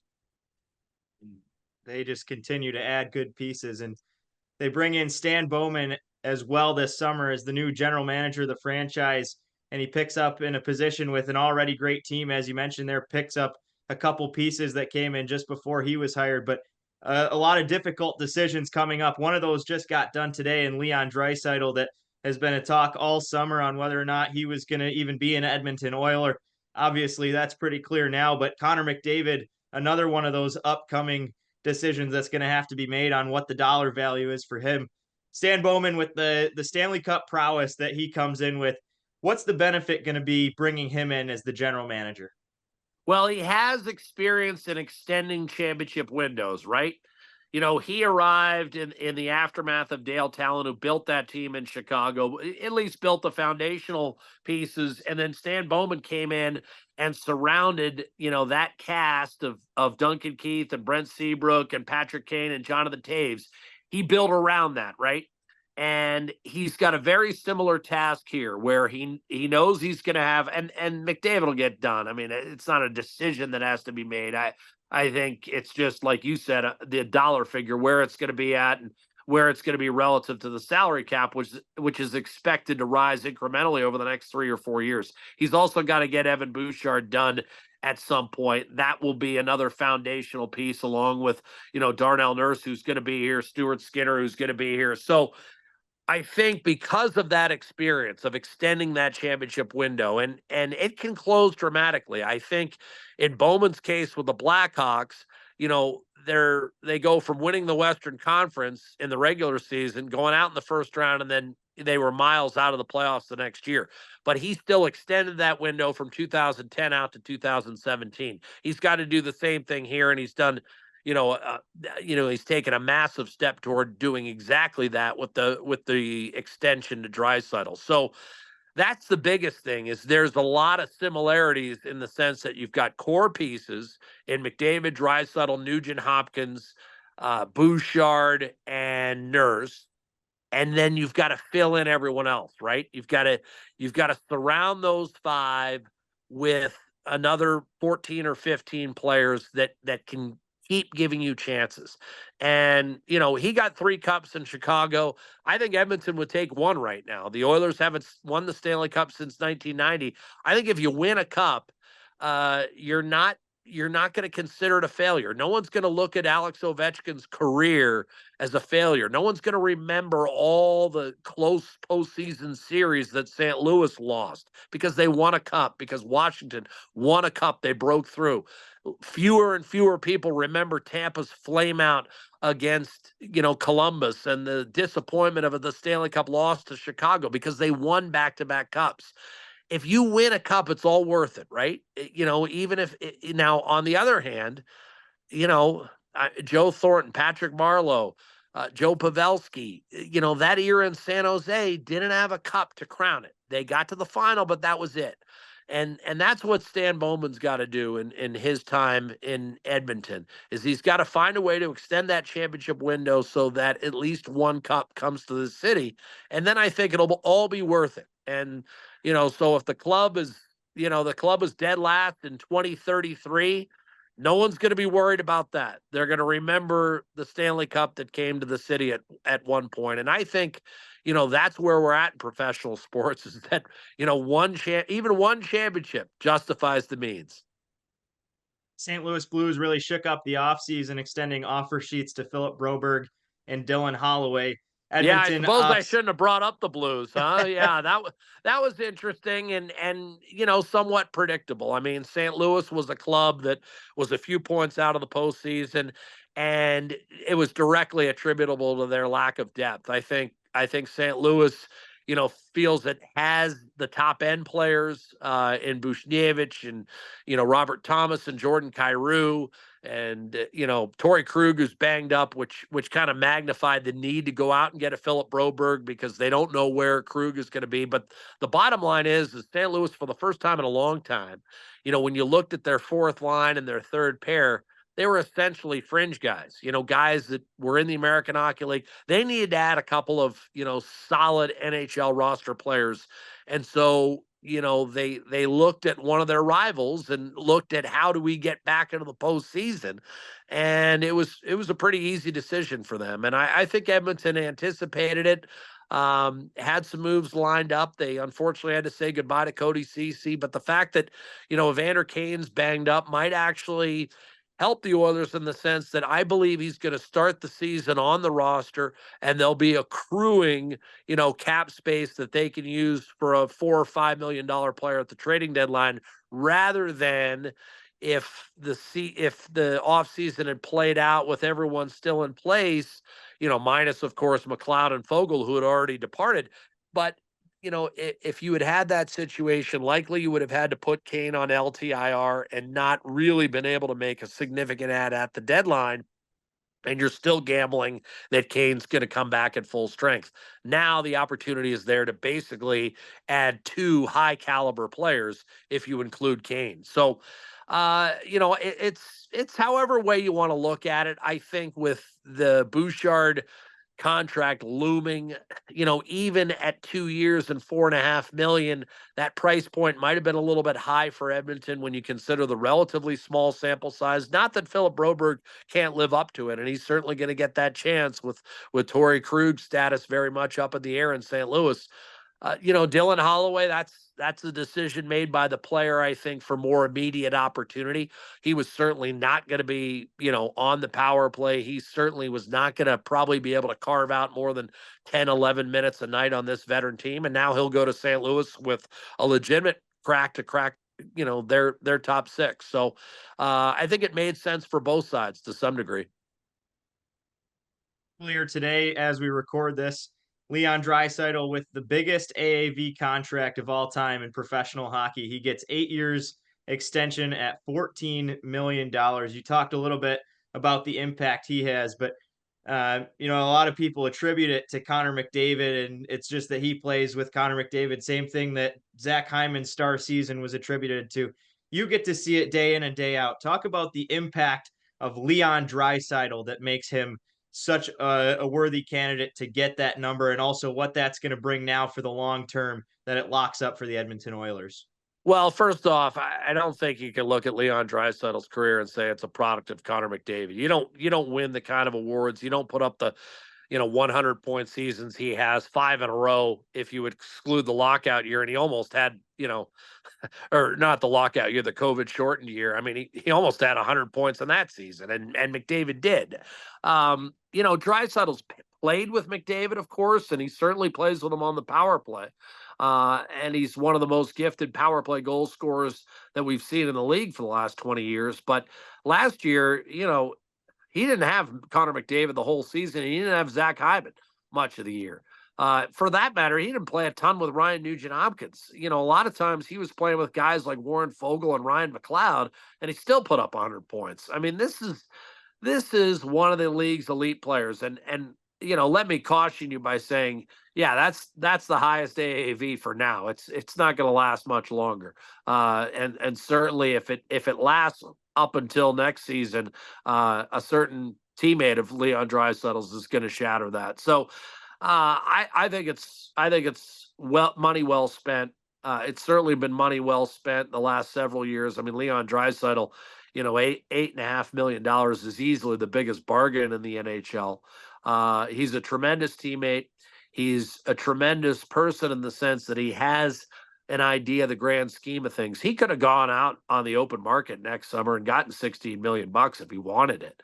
But I think he wants to finish what he started here in Edmonton. And, he's going to be 29 this fall.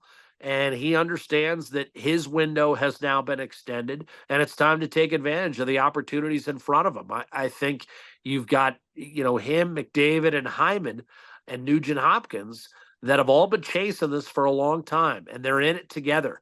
And I think there's a sense of, community within the team. Yes, it's absolutely still a business, but for the foundational pieces of the Edmonton Oilers, and Leon Draisaitl is certainly one of those, I think they understand what it would mean for their own career to bring a championship to this city.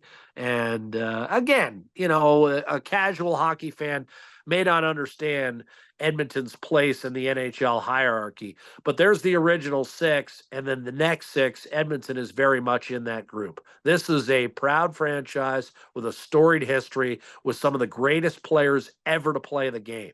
And I think by the end of McDavid and Draisaitl's careers, you might be talking about Edmonton being home to as many as 5 of the 25 best players ever to suit up in the league. McDavid, Draisaitl, Gretzky, Messier, Coffey.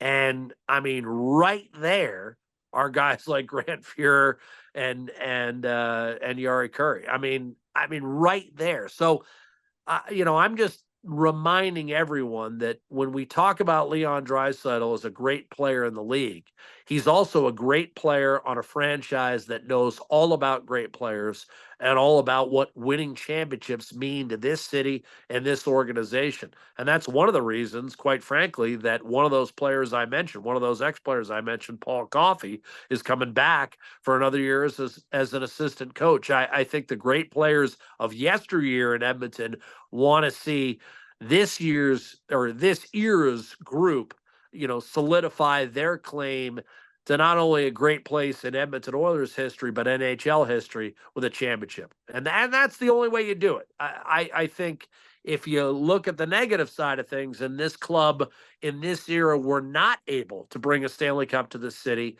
it would be a massive disappointment. Goes on one more, a little bit broader here, is for the upcoming episode, we'll be covering the entire Pacific Division. Last year, it was Vancouver that went from down towards the bottom to the top team in the Pacific. I think, in my opinion, Edmonton is undisputably the favorite coming in this year. And from what you've said, we can easily understand why. But when you look at the rest of the division, who are a couple of teams that you think are going to be the toughest to beat? And then if you could pick maybe a sleeper candidate that people aren't going to see coming, that could be a real playoff contender or right in the push in the top 3 there. Who are some teams that you've got your eye on around the Pacific? Well, I mean, that's honestly a really good question, because I think there's nothing but questions in the Pacific Division outside of Edmonton. And here's what I mean by that. And this is no disrespect to the year that Vancouver had last year, but, was it a one-year one-off for Rick Tocchet, who did an incredible job and deservedly won Coach of the Year honors? I think it's fair to ask that question. A lot went right for Vancouver, and towards the end of the year, some of their, I mean, certainly their biggest contract and their biggest name, Elias Pettersson, was struggling mightily. I mean, he couldn't buy one. They were happy if he was, getting a few shots on net. And there's real questions around their goaltending and Thatcher Demko, and they lost the door off. And again, not that I would have paid him what he got paid, but can you recapture that year where everything seemed to come together for Vancouver? I think Rick Tocchet and the job he's done certainly has a chance to get that accomplished. But do I necessarily stamp Vancouver as having another 110-point season? No, I don't.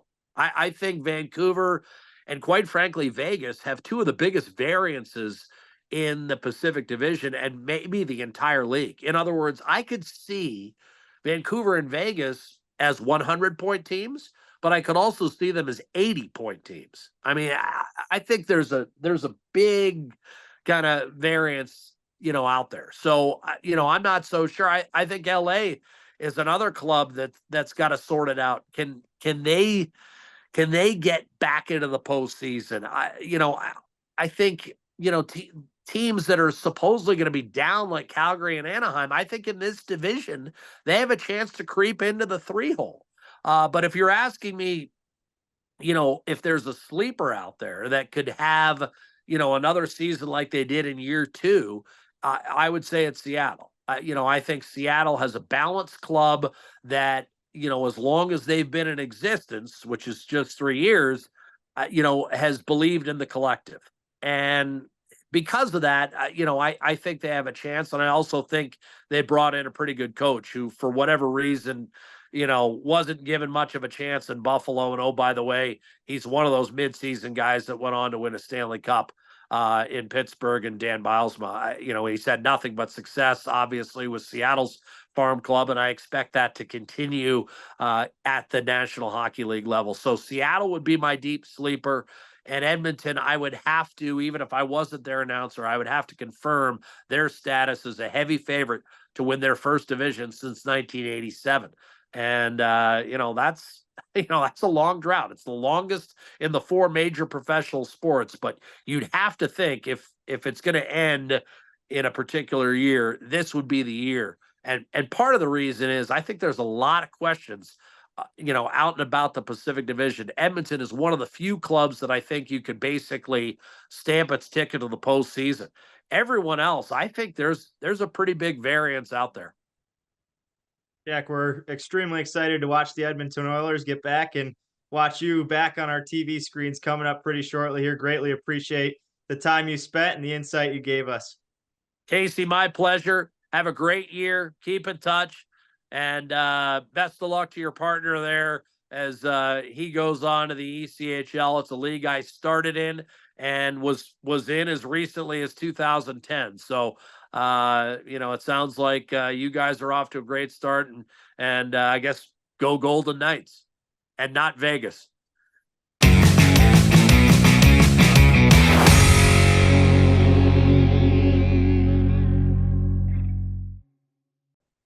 Nice shout out there to Colin, and again, a good congratulations to him as he is soon to be taking over in the ECHL as the play-by-play voice of the Tahoe Night Monsters, and Jake as well, you and me with the Golden Knights. Let's go Tech, baby.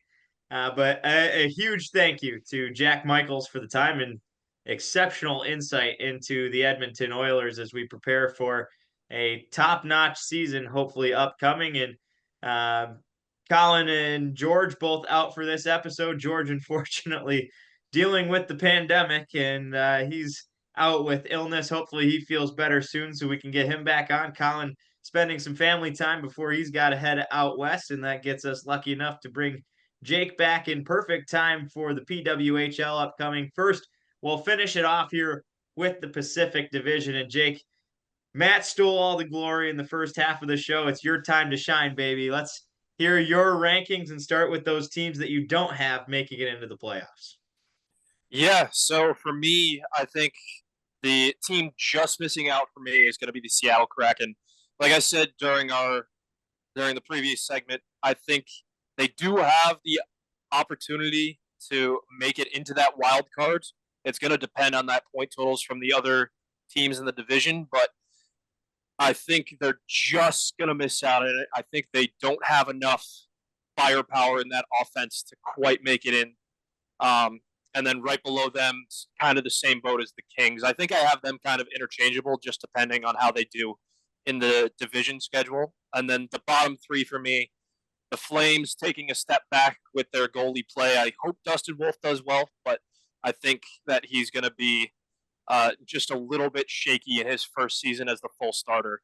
And then for me, it pained me to do this, Matt, but I did put your Sharks over my Ducks. I think the Sharks have a little bit more upside this year than the Ducks do. Again, with Macklin Celebrini, I think he's going to take a big step forwards and help the Sharks. The Ducks, again, if they can find that bona fide number one guy, if Zegras can step up and be that, if Leo Carlsson can step up and be that, I can see them going as high as the Flames are in my rankings. But as of right now, the way the roster looks and the way that I think they're going to play, I think, unfortunately, it's going to be another bottom finish for the Anaheim Ducks. Yeah, and Jake, to kind of jump off where you left off here in terms of teams not making the playoffs, I'm in the exact same boat, just a little bit of a different order. So to start off, just out of it, I think I have the LA Kings. Again, they didn't really do anything to make themselves a bona fide playoff contender, and I think they have a roster that can do it. I just like some of the teams in the Central a little bit more that made some moves to really improve their team. So I think if it's going to be a battle for who's going to really squeak out and make that, I think the aging core of the LA Kings is a team that might regress back out of the playoffs this year. Similarly, just outside looking out of the playoffs is the Seattle Kraken. I really do like their roster a lot more than the spot I have them here in the 5 spot. I think the 4-5 wild card race in the West is kind of a dumpster fire. I think there's 3 or 4 teams that are solidified really, really solid contenders in the West. And then from there, I wouldn't be shocked if you see an assortment of the rest of the teams kind of fall in there. But I think of all the teams, I think Seattle is the one that I have the most question marks about, specifically with their goaltending and somebody stepping up and being that star defenseman. I'm not sure if you can put that on Vince Dunn's shoulders. So I'm not exactly sure where else they would find that given their prospect pool as well. So for that reason, I have Seattle at 5 on my rankings. And then we have the bottom feeders of the West, where I definitely no bias whatsoever, but I have the Sharks at number 6. I do think they put a lot of pieces in to make an NHL caliber roster there, with guys like Toffoli and a lot of the guys they had on the blue line, whether it be CC or Wallman. Again, they're not going to move the needle, but I think they're going to be more competitive this year. I have Anaheim as my number 7. I do really love their young forward core, but I'm really, really scared of that defense, especially if they trade away Cam Fowler. I don't know if you can rely on Zellweger and Mitnikov to get 25, 26 minutes a night yet. And I think with the rest of the talent on that team, or should I say lack of, they would probably be required to. And then my number 8, who I personally think has a really good chance at winning the James Hagan sweepstakes in 2025, the Calgary Flames. I would not be shocked if you see a guy like Huberdeau or Kadri gone at the end of the year. I think a guy like Blake Coleman's a prime prospect to get rid of on that roster. I think they really just need to tear the entire thing down at this point. You look back and you have the opportunity with Matthew Tkachuk being the face of your franchise, and you take a huge risk in trading him away. And what looked like to be, for a lot of experts saying, oh my gosh, look at what Calgary just got for Tkachuk, a guy who they didn't want to bring back. And now everyone is looking at the trade like, holy cow, Calgary's really dumb for trading away one of the faces of the NHL for guys who, Gaudreau too. Right. I mean, it's one of those things where they're real tough decisions at the end of the day, but when you've got star players in your organization, you got to keep them around. And Calgary's paying the price of it right now for not doing so. And I think that, combined with the lack of depth and young talent to come up and fill some of those needs, I think it's going to be a really tough season in Calgary. It's a plus and a minus for Craig Conroy.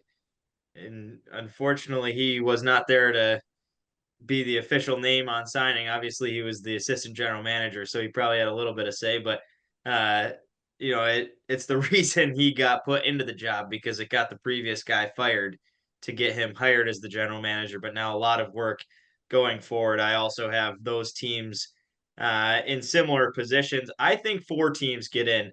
And for my 4 that don't make it, I think it's going to start with the LA Kings. Similar spot, regression coming in LA. I have them at 88 points because, unlike you, Dorfs, I'm willing to take a risk here and put points on the entire divisions. The Anaheim Ducks are going to climb. Jake, I'll give you a little bit of credit, but not by much. I think the bottom 3 here are going to be very bottom 3, just like the last year. Your 2 teams were the bottom of the barrel 2 in the NHL. I think a lot of teams that were in the bottom improved. I don't think this conference improved much. And if anything, every team in this conference outside of Edmonton got worse. Anaheim at 71 points for me. Right behind them, Calgary, just as you guys said. It's going to be a long rebuild upcoming, and they've made that clear by getting rid of any important piece that they could get rid of. I find it hard to believe that anybody's going to take Huberdeau at this point. He's basically playing third, maybe fourth line role and not getting any point production at a $10-11 million contract. So I think they'll be hard pressed unless they eat half the salary to get rid of him. But I still think Calgary second to the bottom at 67 points. And Matt, it's your team. DFL 64 points for the San Jose Sharks. They don't get any better. I think I think it's coming. I'll give that to you. Maybe 3 years away, but I don't think the entirety of the rookie core here is anywhere close to getting them out of the bottom of the barrel. And I think we see a lot of the same struggles that came from last year. Askarov's going to get absolutely torn apart.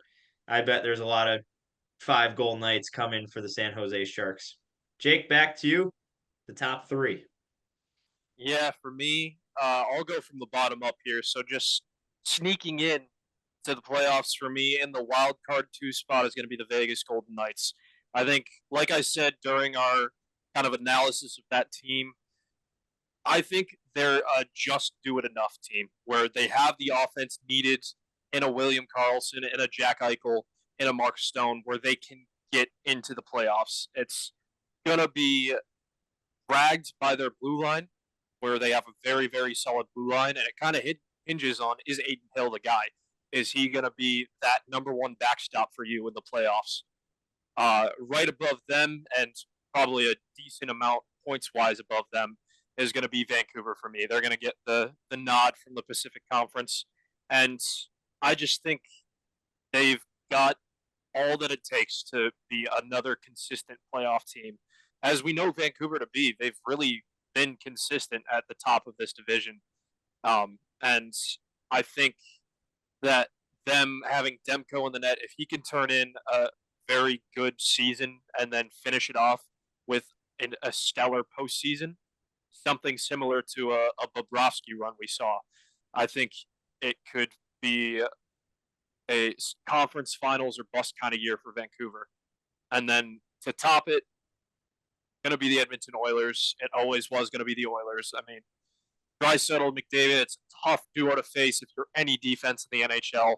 And you just got to hope that their blue line depth doesn't get the best of them and that their play in between the pipes is just solid enough that McDavid and Draisaitl can drag this team to the Stanley Cup playoffs again. Yeah, I mean it's really tough to bet against Connor McDavid in any way, shape, or form. Starting off with my number 3, though, I'm going to go back to where you started as well.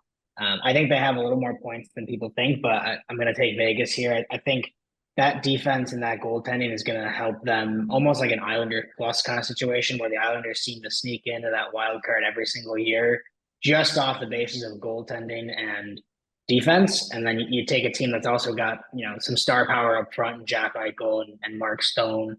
So I think Vegas is going to have some inflated point totals just on the fact that they get to play San Jose, Anaheim, and Calgary pretty often. And especially a couple of the teams in the bottom of the Central in Chicago and Utah. But I think for me that's going to be my number three, and I think they might eclipse the 100 point mark, if not really close to it. My number two is going to be Edmonton. I'm so nervous about that defense and the depth. I think those are the two big things where they already have Vander Kane on LTIR. They're one or two injuries away on that forward core to having to really start to scrap and piecemeal a top six together, right? I, I love their third line of Henrique and Janmark and Brown, but I don't think any of those guys are people you really want to break up and move into that top six role. So then at that point, you're looking towards some of the guys on the fourth line or an AHL guy to maybe try and fill in and skate up with some of the talent they have up there. And then we've talked about it enough that defense is scary. You're going to have to get somebody of either Ty Emberson or Troy Stetcher the way it is right now, playing top 4 minutes, almost 20 minutes a night. And Ty Emberson did it for the Sharks last year, and Troy Stetcher was scratched out here. So one of those guys is going to have to step up and do something here. Otherwise, it's going to be really leaky on the right side for Edmonton, which is why I have Vancouver at number one. I just think overall they're a more well-rounded team. I think they have a lot more depth both up front and on the back end. And I think anyone can say, yes, they trust Thatcher Demko a lot more than Stuart Skinner. So for me, I have Vancouver as my number one. I think it's very close between Vancouver and Edmonton. And I do think the gap between Edmonton and Vegas isn't as large as others might think. I think overall the Pacific is probably the weakest of the four divisions in terms of the overall first place point getter. But I think Vancouver, for me, is just a more well-rounded team. That's why I have them as my number one. I'm riding the roller coaster to kick off a wild card spot, and a team that started in the gates, hopped on the chain all the way to the top, nosedived, and now the momentum's bringing them back up. It's the Seattle Kraken, and I think they'll be in one of those teams that gets in the low 90s. I got them at 93 points, and the issues with the contracts they brought in are not going to be this year. Those guys are still in their primes in Montour and Stevenson, and especially Stevenson. Talked about it earlier in the show, the impact I think he's going to have.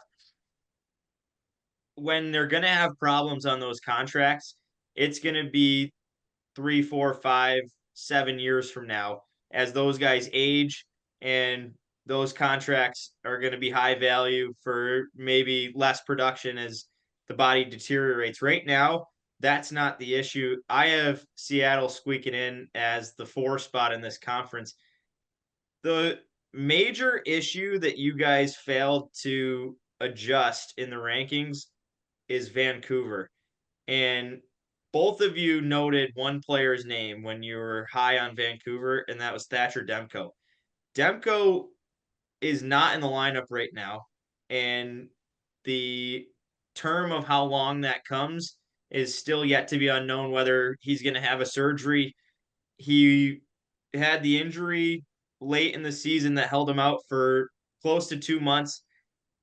Now the reports are that they rushed him back and told him he had to play at least 2 games at the end of the season to be nominated for the nod to play in the playoffs. Comes back, plays those 2 games, plays in the first playoff game, then gets hurt immediately. And now he's not expected to be there for the start of the season. If they don't have Demko, I don't think they have the goaltending depth to, have the ability to duel out some of those lower scoring games, even though they have the offensive prowess. They won a lot of those games at 3-2 where they were getting shelled defensively. For me, Vancouver's still a threatening team. I think they're down 10 to 12, 15 points. I got them at 97. I think they're going to be a mid to high 90s team this year. Same with Vegas. Vegas, I got second in the conference, 99 points. They just always seem to be there, and I think this is going to be the exact same thing. Maybe not the playoff potency unless they make quite a few moves around the deadline, but this conference is going to be dominated by the Edmonton Oilers. I think they're a potent threat to potentially make a President's Trophy run. Unfortunately, I already nominated my team last episode that the New York Rangers are going to back-to-back repeat for the President's Trophy. I think Edmonton's right there with them. I got them at 114 points this season.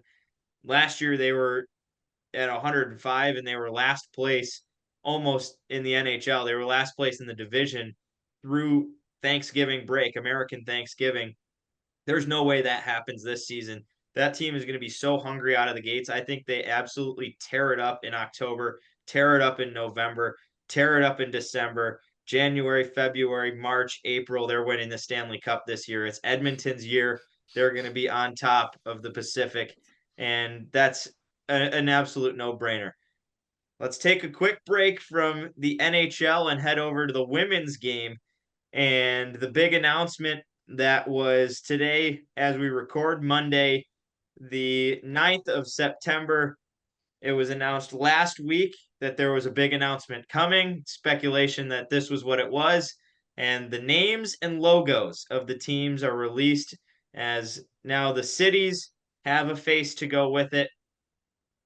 Unfortunately, it was extremely underwhelming in a lot of senses. The general consensus of most hockey fans is, what in the world were some of the people in administration that came up with these names thinking? Let's go through our rankings here, and in an out of 10 basis. The team names first. Out of Montreal, the Montreal Victory. From Ottawa, it's the Ottawa Charge. Toronto will be the Toronto Skepters. I had to look up what that was. Actually, a pretty cool name after I looked it up. I was like, what the heck? A scepter is the staff that a king or queen holds, representing royalty and power. But quite the name for something that you had to look up for a little bit of an underwhelming result. Minnesota Frost might be my favorite name. Then the New York Sirens and the Boston Fleet. The recommended names that we brought up earlier in the summer when it was announced teams were coming out, Jake and I flung them around. Minnesota, I had the Minnesota Storm. Jake wanted the Purple Wave. Boston, I thought the Green Monsters would be sweet. Jake said the Boston Lions. Montreal, I had the Snowbirds. Jake said the Mounties. Toronto, I thought Trailblazers. Jake said Torch. Jake, Torch a little bit close to the definition of what a specter is. Ottawa, I thought the Rebels. Jake said the Generals. New York, I said Empire. Jake said the Sound. So probably New York Sound for Jake, and maybe Minnesota Storm, the closest we get there. I'll go first here. The rankings out of 10, we'll start on the name.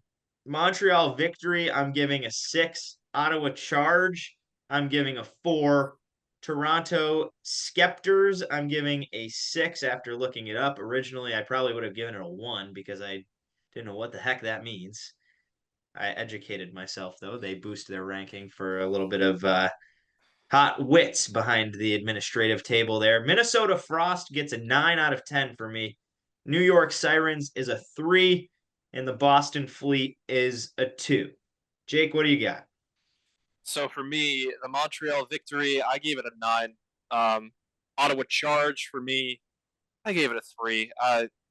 We have the Cleveland Charge here in Cleveland, the G League team for the Cavs, so just a little too close to home. The Toronto Scepters, 5. I mean, it was kind of cool. I think Scepter? It's not Skepter? I think it's Scepter, Casey. You also said Scepter. Spectre in there, and Matt and I were looking at each other. Now I'm downing my ranking. They've just gone from a 6 to a 3 because we've got 7 different names getting flung around while I'm reading the same word. That's a communication degree for you, eh? Can't even read. But you can talk really well, Casey. I gave you Shout out Clarkson University. Minnesota Frost, I'm up there with you. I gave it an 8. I like that one a lot. New York Sirens, just based on that I almost got it right, I gave it a 7. And then the Boston Fleet, I like it, actually. I think it's going to be an interesting way to get plays on words for that, so I gave it a 7. Awesome. I'm next. I'll start off with, and I'm going to butcher the French pronunciation not on purpose, but I'm trying my best. But I'm not going to disrespect the French Canadians out here. Everyone needs to try hard, and that's got to be Matt every single episode. Victory du Montreal. If you've been to Montreal, they are not huge fans of people speaking English. I know there's a huge controversy around that. But yeah, you got to try and learn French if you get up there. You were totally the kid that got bullied in elementary school. Matt had to spend every lunch with the teacher because he was teacher's pet, had no friends, no one invited him to play basketball. Okay. While I was out there just dominating in Foursquare, Matt's sitting eating popcorn with the teacher. Hey, I want all my high school boys shout out right now. I know they're listening out here. Anyways, the Victoire du Montreal, I'm giving a 6 out of 10. Ottawa Charge, I'm giving a 2 out of 10. Just brutal. We'll get to the logo later, but even worse. The Toronto, Jake, do you want to take it away on this one? The Scepters. Scepters, Scoopers, whatever, 2 out of 10. Sitting right next to you at the lunch table. You guys probably enjoyed when it rained, so you didn't have recess. You guys had to sit inside and color. That must have been the best day ever. Hey, man. I'll have you know I was a kickball champion in elementary school, so.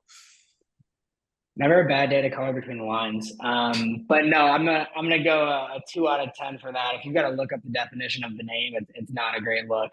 My favorite, the Minnesota Frost, I'm giving a 7 out of 10. The New York Sirens, I know it's supposed to be more of a fire reference, probably, but the idea of naming your team after a city crime is probably not amazing. So I'm going with a 4 out of 10. Puget Sound, actually. What's that? I think it's after Long Island, after the Sound. The Sirens? Yeah. Probably makes a little more sense. First thing I thought of was the city crime. So yeah, emergency services. Yeah. For that reason, I'm going 4 out of 10. And then the Boston Fleet, I gave a 6 out of 10. So there you have it. All right, onto the logo rankings, and you might have to look up the logos as we go over here. The Montreal victory for me is a 4. Honestly, I can't decide if I like or if I dislike any of these logos. I feel like I was pretty generous on my rankings because if it was up to me, I would have given a lot of these ones. I was not impressed by so much of this, but I gave a generous 4. The Ottawa Charge, when I initially saw it, I liked the logo, and then I just saw a comparison on Twitter earlier today that was, I'm not sure if Jake, you brought up the Cavaliers. Did anybody see the comparison? I saw it, yeah. Cavaliers logo, and what was the other one? It was if the Cavs logo and the Calgary Flames had a baby. And it's just, nothing about it is original. Nothing about any of these names is original. Nothing except maybe Scepter, Skepter, Spectators, and I'll give it a 5 out of 10. The Skepters, Jake likes this one. It's like old school. It looks like a high school uniform. Like, honestly, I'm just picturing it on. You know what it looks like St. Thomas's logo. Yeah, that's what I was going to say. Absolutely bush league. Like, that one. I'm downgrading from my original 3 out of 10. I'm going 1 out of 10. I saw Minnesota Frost. I saw a picture on Twitter. Sorry, real quick, Dad.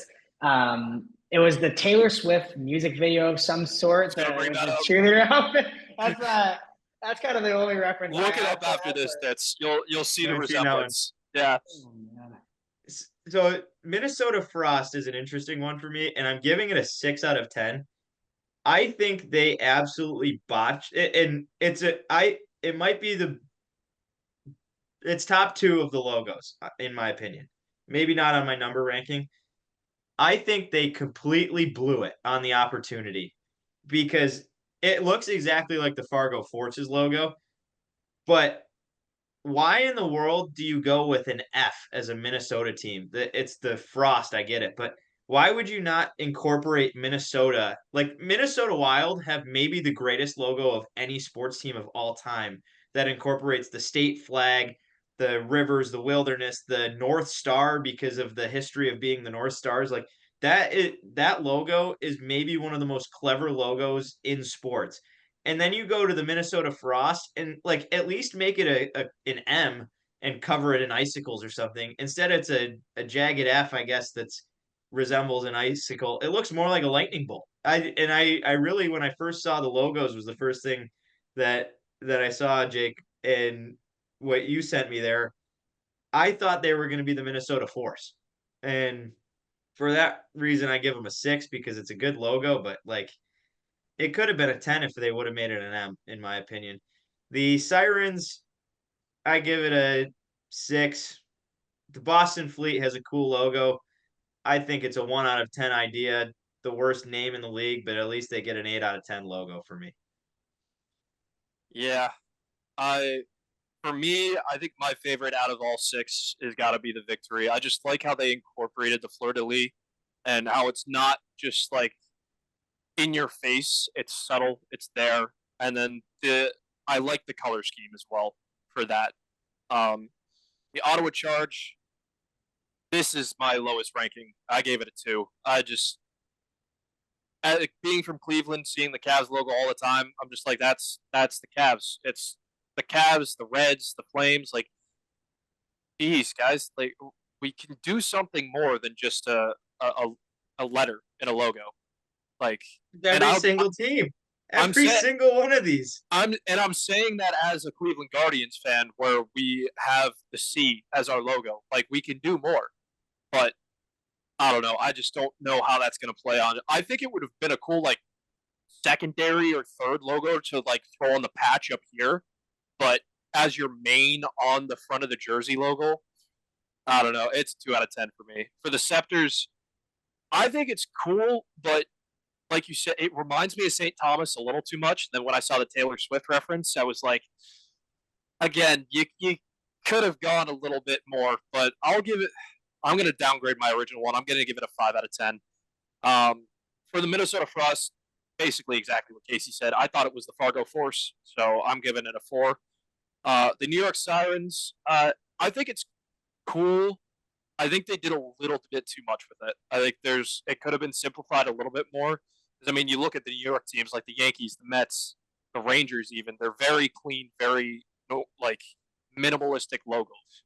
And I think they could have gone with that here. So I'll give it a 5. And then the Fleet, I agree with Casey. I think it's a good logo. I'll give it a nice 7.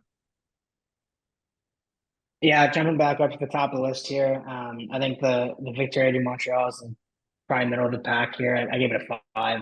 Nothing bad about it. Nothing that stood out to me like, holy cow, what a great logo. This Ottawa Sharks logo is so bad. It's just like it's.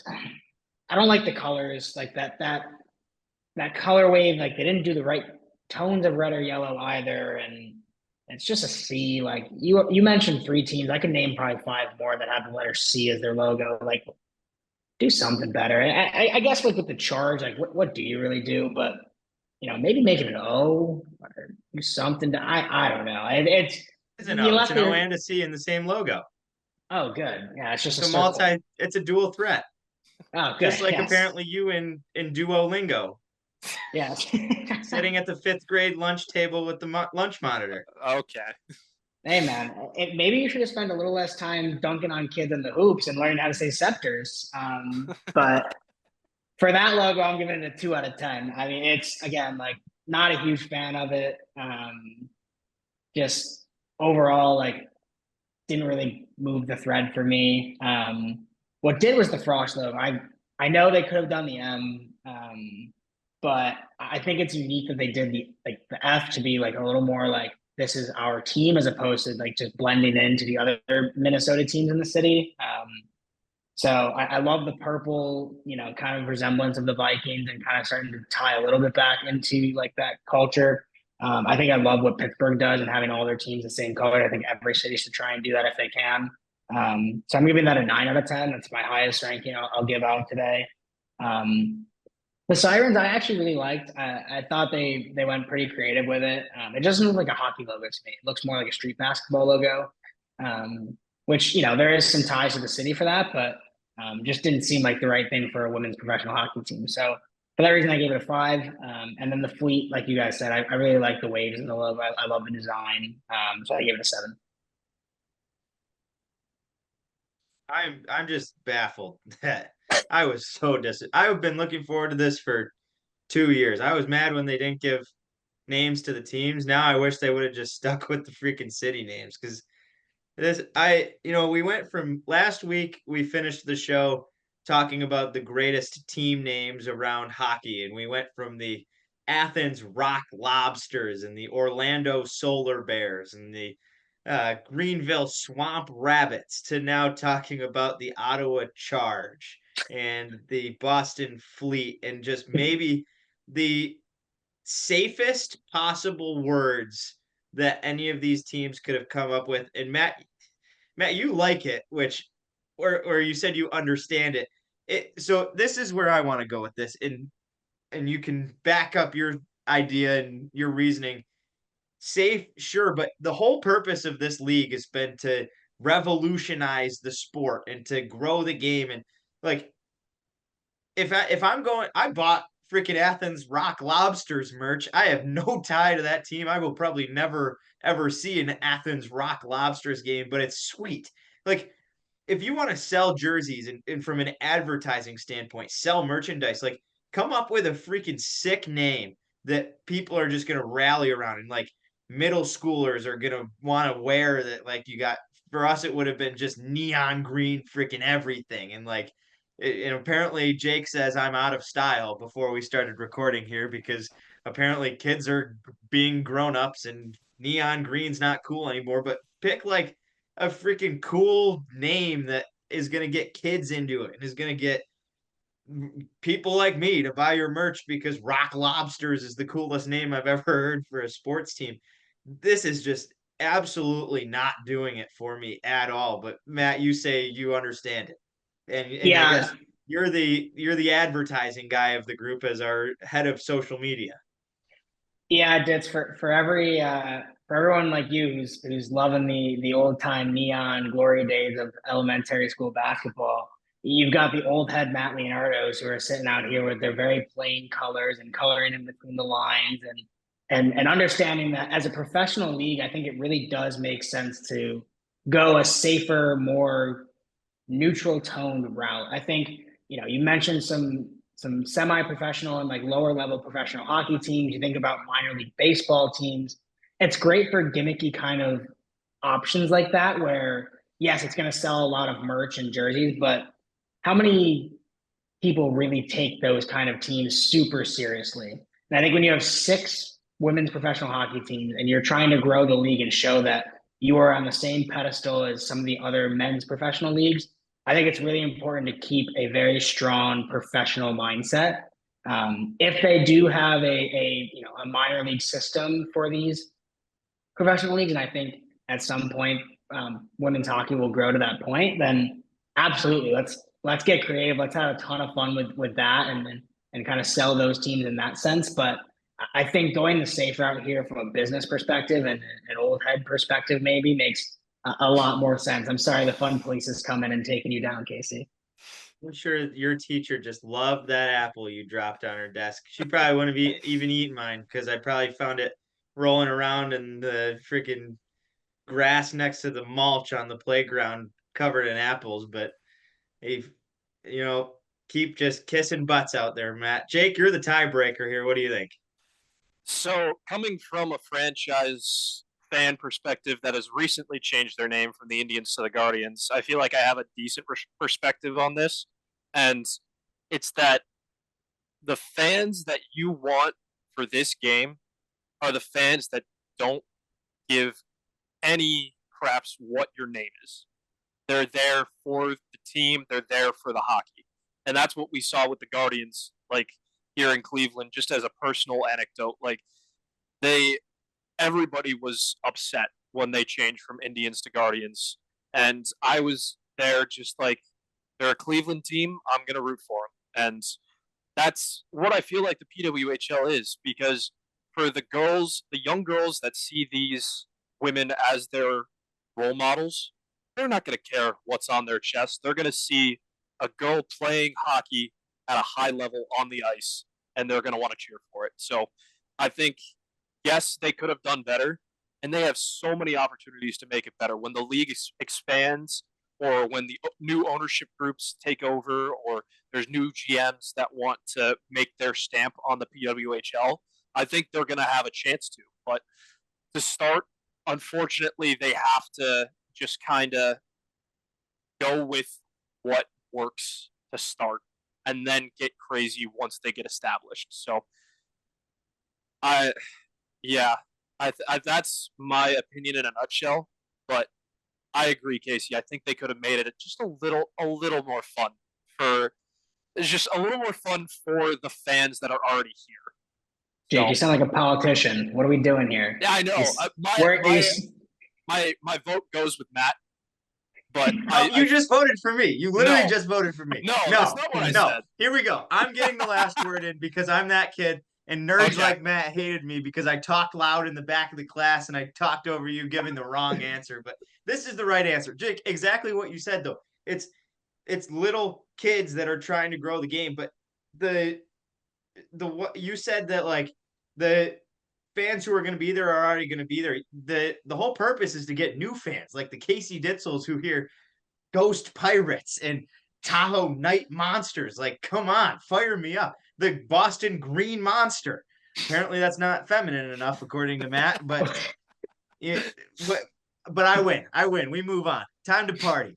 The Parlay Party, the Fifth Liners' new betting segment, and each of us firing out some money parlays here. And let's close off the episode on a high note that's going to bring home our viewers some fat dough into the pocket. Unfortunately, you're going to have to put it down now and wait a little while. Once we get into the season, it's going to be fast money bi-weekly here. But for now, these ones are going to wait till the end of the season. I'm going to go last because I'm always right. Matt, you go first because the nerd always talks and gives the right answer when everyone's quiet in class. All righty. Well, as the introduced finance individual on the Fifth Liners podcast, the only one with an accounting background here. Pump your tires. My goal is to make everyone money here. We're talking about return on investment. We're going to be at 100% this year, and this is how we're starting it off. I'm buying stock in Kevin Fiala. I think the over at 27.5 goals is a great line for him. He's been over a point per game his last 2 seasons. And I think with the aging core of Philip Deneau and Anze Kopitar, you lose Victor Arvidsson on the wing. Somebody's going to have to put the puck in the net. And I think Fiala is going to have to take a big step up, play a ton of minutes, play a lot of that power play time, and put the puck in the net. So I think 27.5 is an easy number for him to hit. I'm selling my stock in Brock Besser. And the real reason why here, I think, one, the goal total at 32.5 is just a little too much for my liking. But the big thing that I noticed, year in and year out, he's sat at about a 12 to 11% shooting percentage. He ended the year last year at 19.6. That is unbelievably unsustainable. And yes, he put in 40 goals. And yes, he puts up a ton of shots every year, but he's not going to be able to shoot at that rate again. And I think at 32.5 is just a little too lucrative for me to take. And then if I'm pushing my whole life savings down the drain here, I am selling all of my stock in the Calgary Flames. Their current point total on DraftKings is 81.5. They might not hit 70. I am so low on the Flames this year. I think they sell house at the deadline. And they're a James Hagen's kind of sweepstakes team. So I think getting them at 81.5 is almost a sure bet at minus 125. So parlay those together and make yourself some good money here. Mr. Delusional Business Degree Accountant Man over here. Hand it over to the real brains of the podcast. Just so you know, Jake graduated in engineering. What up? Go Tech. That's right. You're not the smartest guy out here, Matt, and he voted for me. Jake, what do you got? Oh, geez. Well, you're going to pump me up for that. And let's just say I'm a fan of the long shot. So if you want some long shots to throw in your parlay, let's get it started. For me, first one, Jonathan Huberdeau, 50-plus assists at plus 600. I think as much as Matt wants to sell his stock in the Calgary Flames, there's got to be someone that's getting the puck around in the offensive zone. And Huberdeau, I think he has it in him. And at the very least, he's going to be a trade candidate if Calgary really does go belly up this season. So whether it be in Calgary or somewhere else, I think Huberdeau has a decent shot to hit that mark. And at plus 600, I mean, it's a huge, huge upside, but a huge downside as well. So I think my second one might have a little more realism to it as long as the Ducks have an offense this year. And I I think they will. I think their young forwards will take that step forwards, and I'm taking Cutter Gauthier and Trevor Zegras 60-plus combined goals at plus 700. I think Zegras is going to turn in his first 30-goal season, and I think Gauthier is going to make a little bit of a push on your boy Macklin Celebrini for the Calder. I don't think he's going to get there, but I think he's going to do pretty well. And then my last one for the Kings, if they want to get into a playoff position, I think Anze Kopitar has to return to Selke Anze Kopitar, and that's what I'm taking. He's going to win the Selke at plus 1,500. It's a long shot. You're going to have to wait till the NHL awards, but if the Kings do make it back to the playoffs, I think he's going to be a big part of it. I got a spread of one that I think is a guaranteed lock, one that I really love the value in, that's a bit of a risk, and one that's a long shot that I think is also a lock, but it's at plus 900. The first one, I'll go with my risky play that I think is of great value, and that's Mark Stone's points over under. The total points, and I'm going to give a shout out to the class nerd that was studying before class here as I was trying to find the final leg of my parlay. Matt helped me find this one, and it's Mark Stone with 50.5 points. I'm taking the over there, and it all depends on his health. When you look at the last 5 seasons, he's hit the over in 3 of the 5, and the only reason he didn't was because he was out for half the season in the other 2. 5 years ago, it was 63 points in 65 games. 4 years ago, 61 points in 55 games. 3 years ago, he missed it at 30 points. He only played 37 games. That was his first season-ending injury where he came back on the suspicious LTIR rate in time for playoffs. Then he had 38 points in 43 games, missed it again, was out for the whole season, came back just in time for the playoffs. Last year, he hit it, and he was also out for almost half the season, 53 points in 56 games. I think that Stone's going to play close to the entirety of the season. I also think he takes a huge piece of this lineup with the pieces they lost there. I think he's going to, especially in Jonathan Marchessault, is the major factor that boosts Mark Stone's value, in my opinion.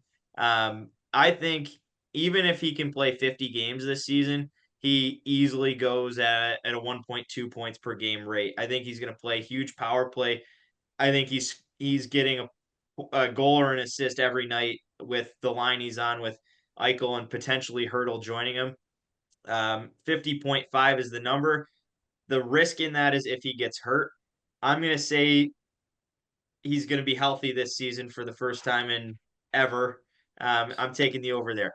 My guaranteed lock is on my favorite team in the NHL right now. They're not winning the President's Trophy, I don't think, because the New York Rangers are there. But the Edmonton Oilers over-under total, and it depends on what platform you're on. I don't think it matters either way. I absolutely love it on FanDuel, and I wish I would have gone in 3 days ago. When I looked, the over-under was at 100.5, which had to be just a complete mistake. It's been corrected now at 105.5. I still think that's a bargain. DraftKings is a little more risky. They have it at 108.5. I think, like we mentioned earlier, I think they're easily over 110. Both of those are good odds. You got minus 115 on DraftKings, minus 120. So if you parlay that with something maybe a little more safe, you can look at the 90-plus points range and go with a team like New York Rangers or Dallas Stars, one that's guaranteed. That'll get you over plus money. I really like Edmonton this year. And then my final one is the Stanley Cup champion. It stays right in-house. The wagon of a team for the entire year. Edmonton is bringing it home. This is the year. Cup or bust. I'm on the wagon, baby. Oilers take it all. Connor McDavid finally gets that cup. Leon Draisaitl steals it before his money gets in, and then he just gets to ride out the rest of his career into the sunset in paradise in a convertible. Oilers year, plus 900. Give me that money, baby. The poor guy's driving a convertible in Alberta, Canada. He might get it for a month of the year. Well, that's his. He's got 1 month of summer to enjoy the ride, but he'll be in paradise either way. That 14 million will get him to Cabo or anywhere in the world that's got sunshine and white sand beaches for the the rest of his life after he finishes out the 8-year extension. Gents, that was a lot of fun here, and finish it off. What's everyone got coming up this week? Not much for me. A little weekend trip down to Cape Cod in Massachusetts, going to be on the Cape, and then a work trip out in the even sunnier Hartford, Connecticut this week. So a little bit of traveling for me, but staying in the New England area and just praying for hockey season to come back. I saw the video of the Gophers back on the ice. Former Gopher myself, so excited to see the college kids back there and getting ready to skate, and just waiting for that October. Early October is when we start to see some of those non-conference games. So as much as I love the NHL, I'm super stoked for the college hockey. Yeah, for me, I've got my parents are coming in this coming weekend for a Guardians game. The Guardians are playing the Tampa Bay Rays as they finish up their season, hoping to clinch the AL Central. They're 3.5 games above the Twins right now, so fingers crossed we can keep it going. But yeah, so get to see my parents and hang out with them. And yeah, Matt, I agree. That college hockey season's right around the corner. I can't wait. I'll be probably one of the only Clarkson fans in the Cleveland area that's going to be watching all those games. But really excited for them to start up. So My life is just going downhill right now. Even though I am thriving. You're on the up. What do you mean? You're on the up. I'm on the up, but my career path, I should say. I have picked up a job that I am now working, and I envy those of you on salary here who have full-time positions, but some of us who are still taking classes for a living, and Matt can relate to the pain that I felt today on day one of my new job at the Potsdam Town and Country Club, where I've gone from my summer job as the assistant golf professional to my now nighttime weekday college job of being the cart kid that gets covered in beer and cigarettes. And Matt, you know the feeling, and I'm sure you don't miss it too much, other than having to see me every day, which I'm sure was the highlight of your high school career. How could it not be? I mean, coming out of the picker at Cobblestone Country Club, it's 105 degrees, and you got the assistant pro hitting stingers at your cart, but you get out of there and you see Dittel's smiling face wiping down clubs. It's the silver lining in the workforce of a high school kid. Let me tell you, I completely have overlooked the country club work element. I started my career in the golf industry at the Shadow Lake Golf Club in Rochester, New York, and I have forgotten how bad the public golf course setting is compared to the private golf course setting when it comes to taking care of golf carts and the amount of substance that my hands had to pick up to move into the trash. Matt knows how it feels. Jake can just sit and laugh, but when it's like 8:30, 9 o'clock at night, the sun's down, and you got to just put your hands into the miscellaneous cubby holes and hope that there's going to be something in there that's not going to smell or come out covering your hands in assortments of colors.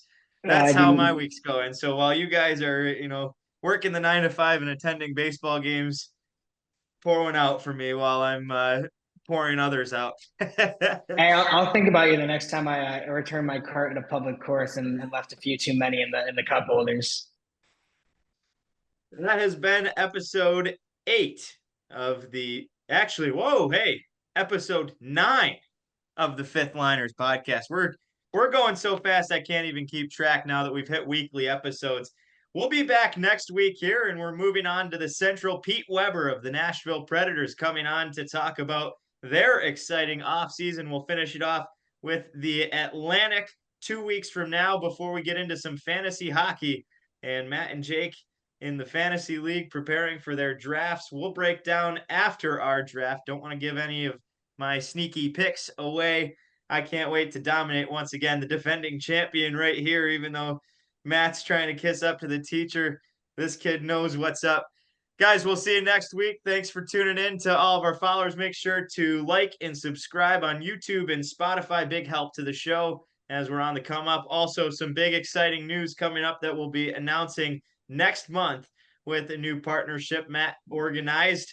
And we're all up from here. Halfway through the month of September, just about 3 weeks until hockey is underway. This has been another episode of the Fifth Liners Hockey Podcast. Till next time, have a good one.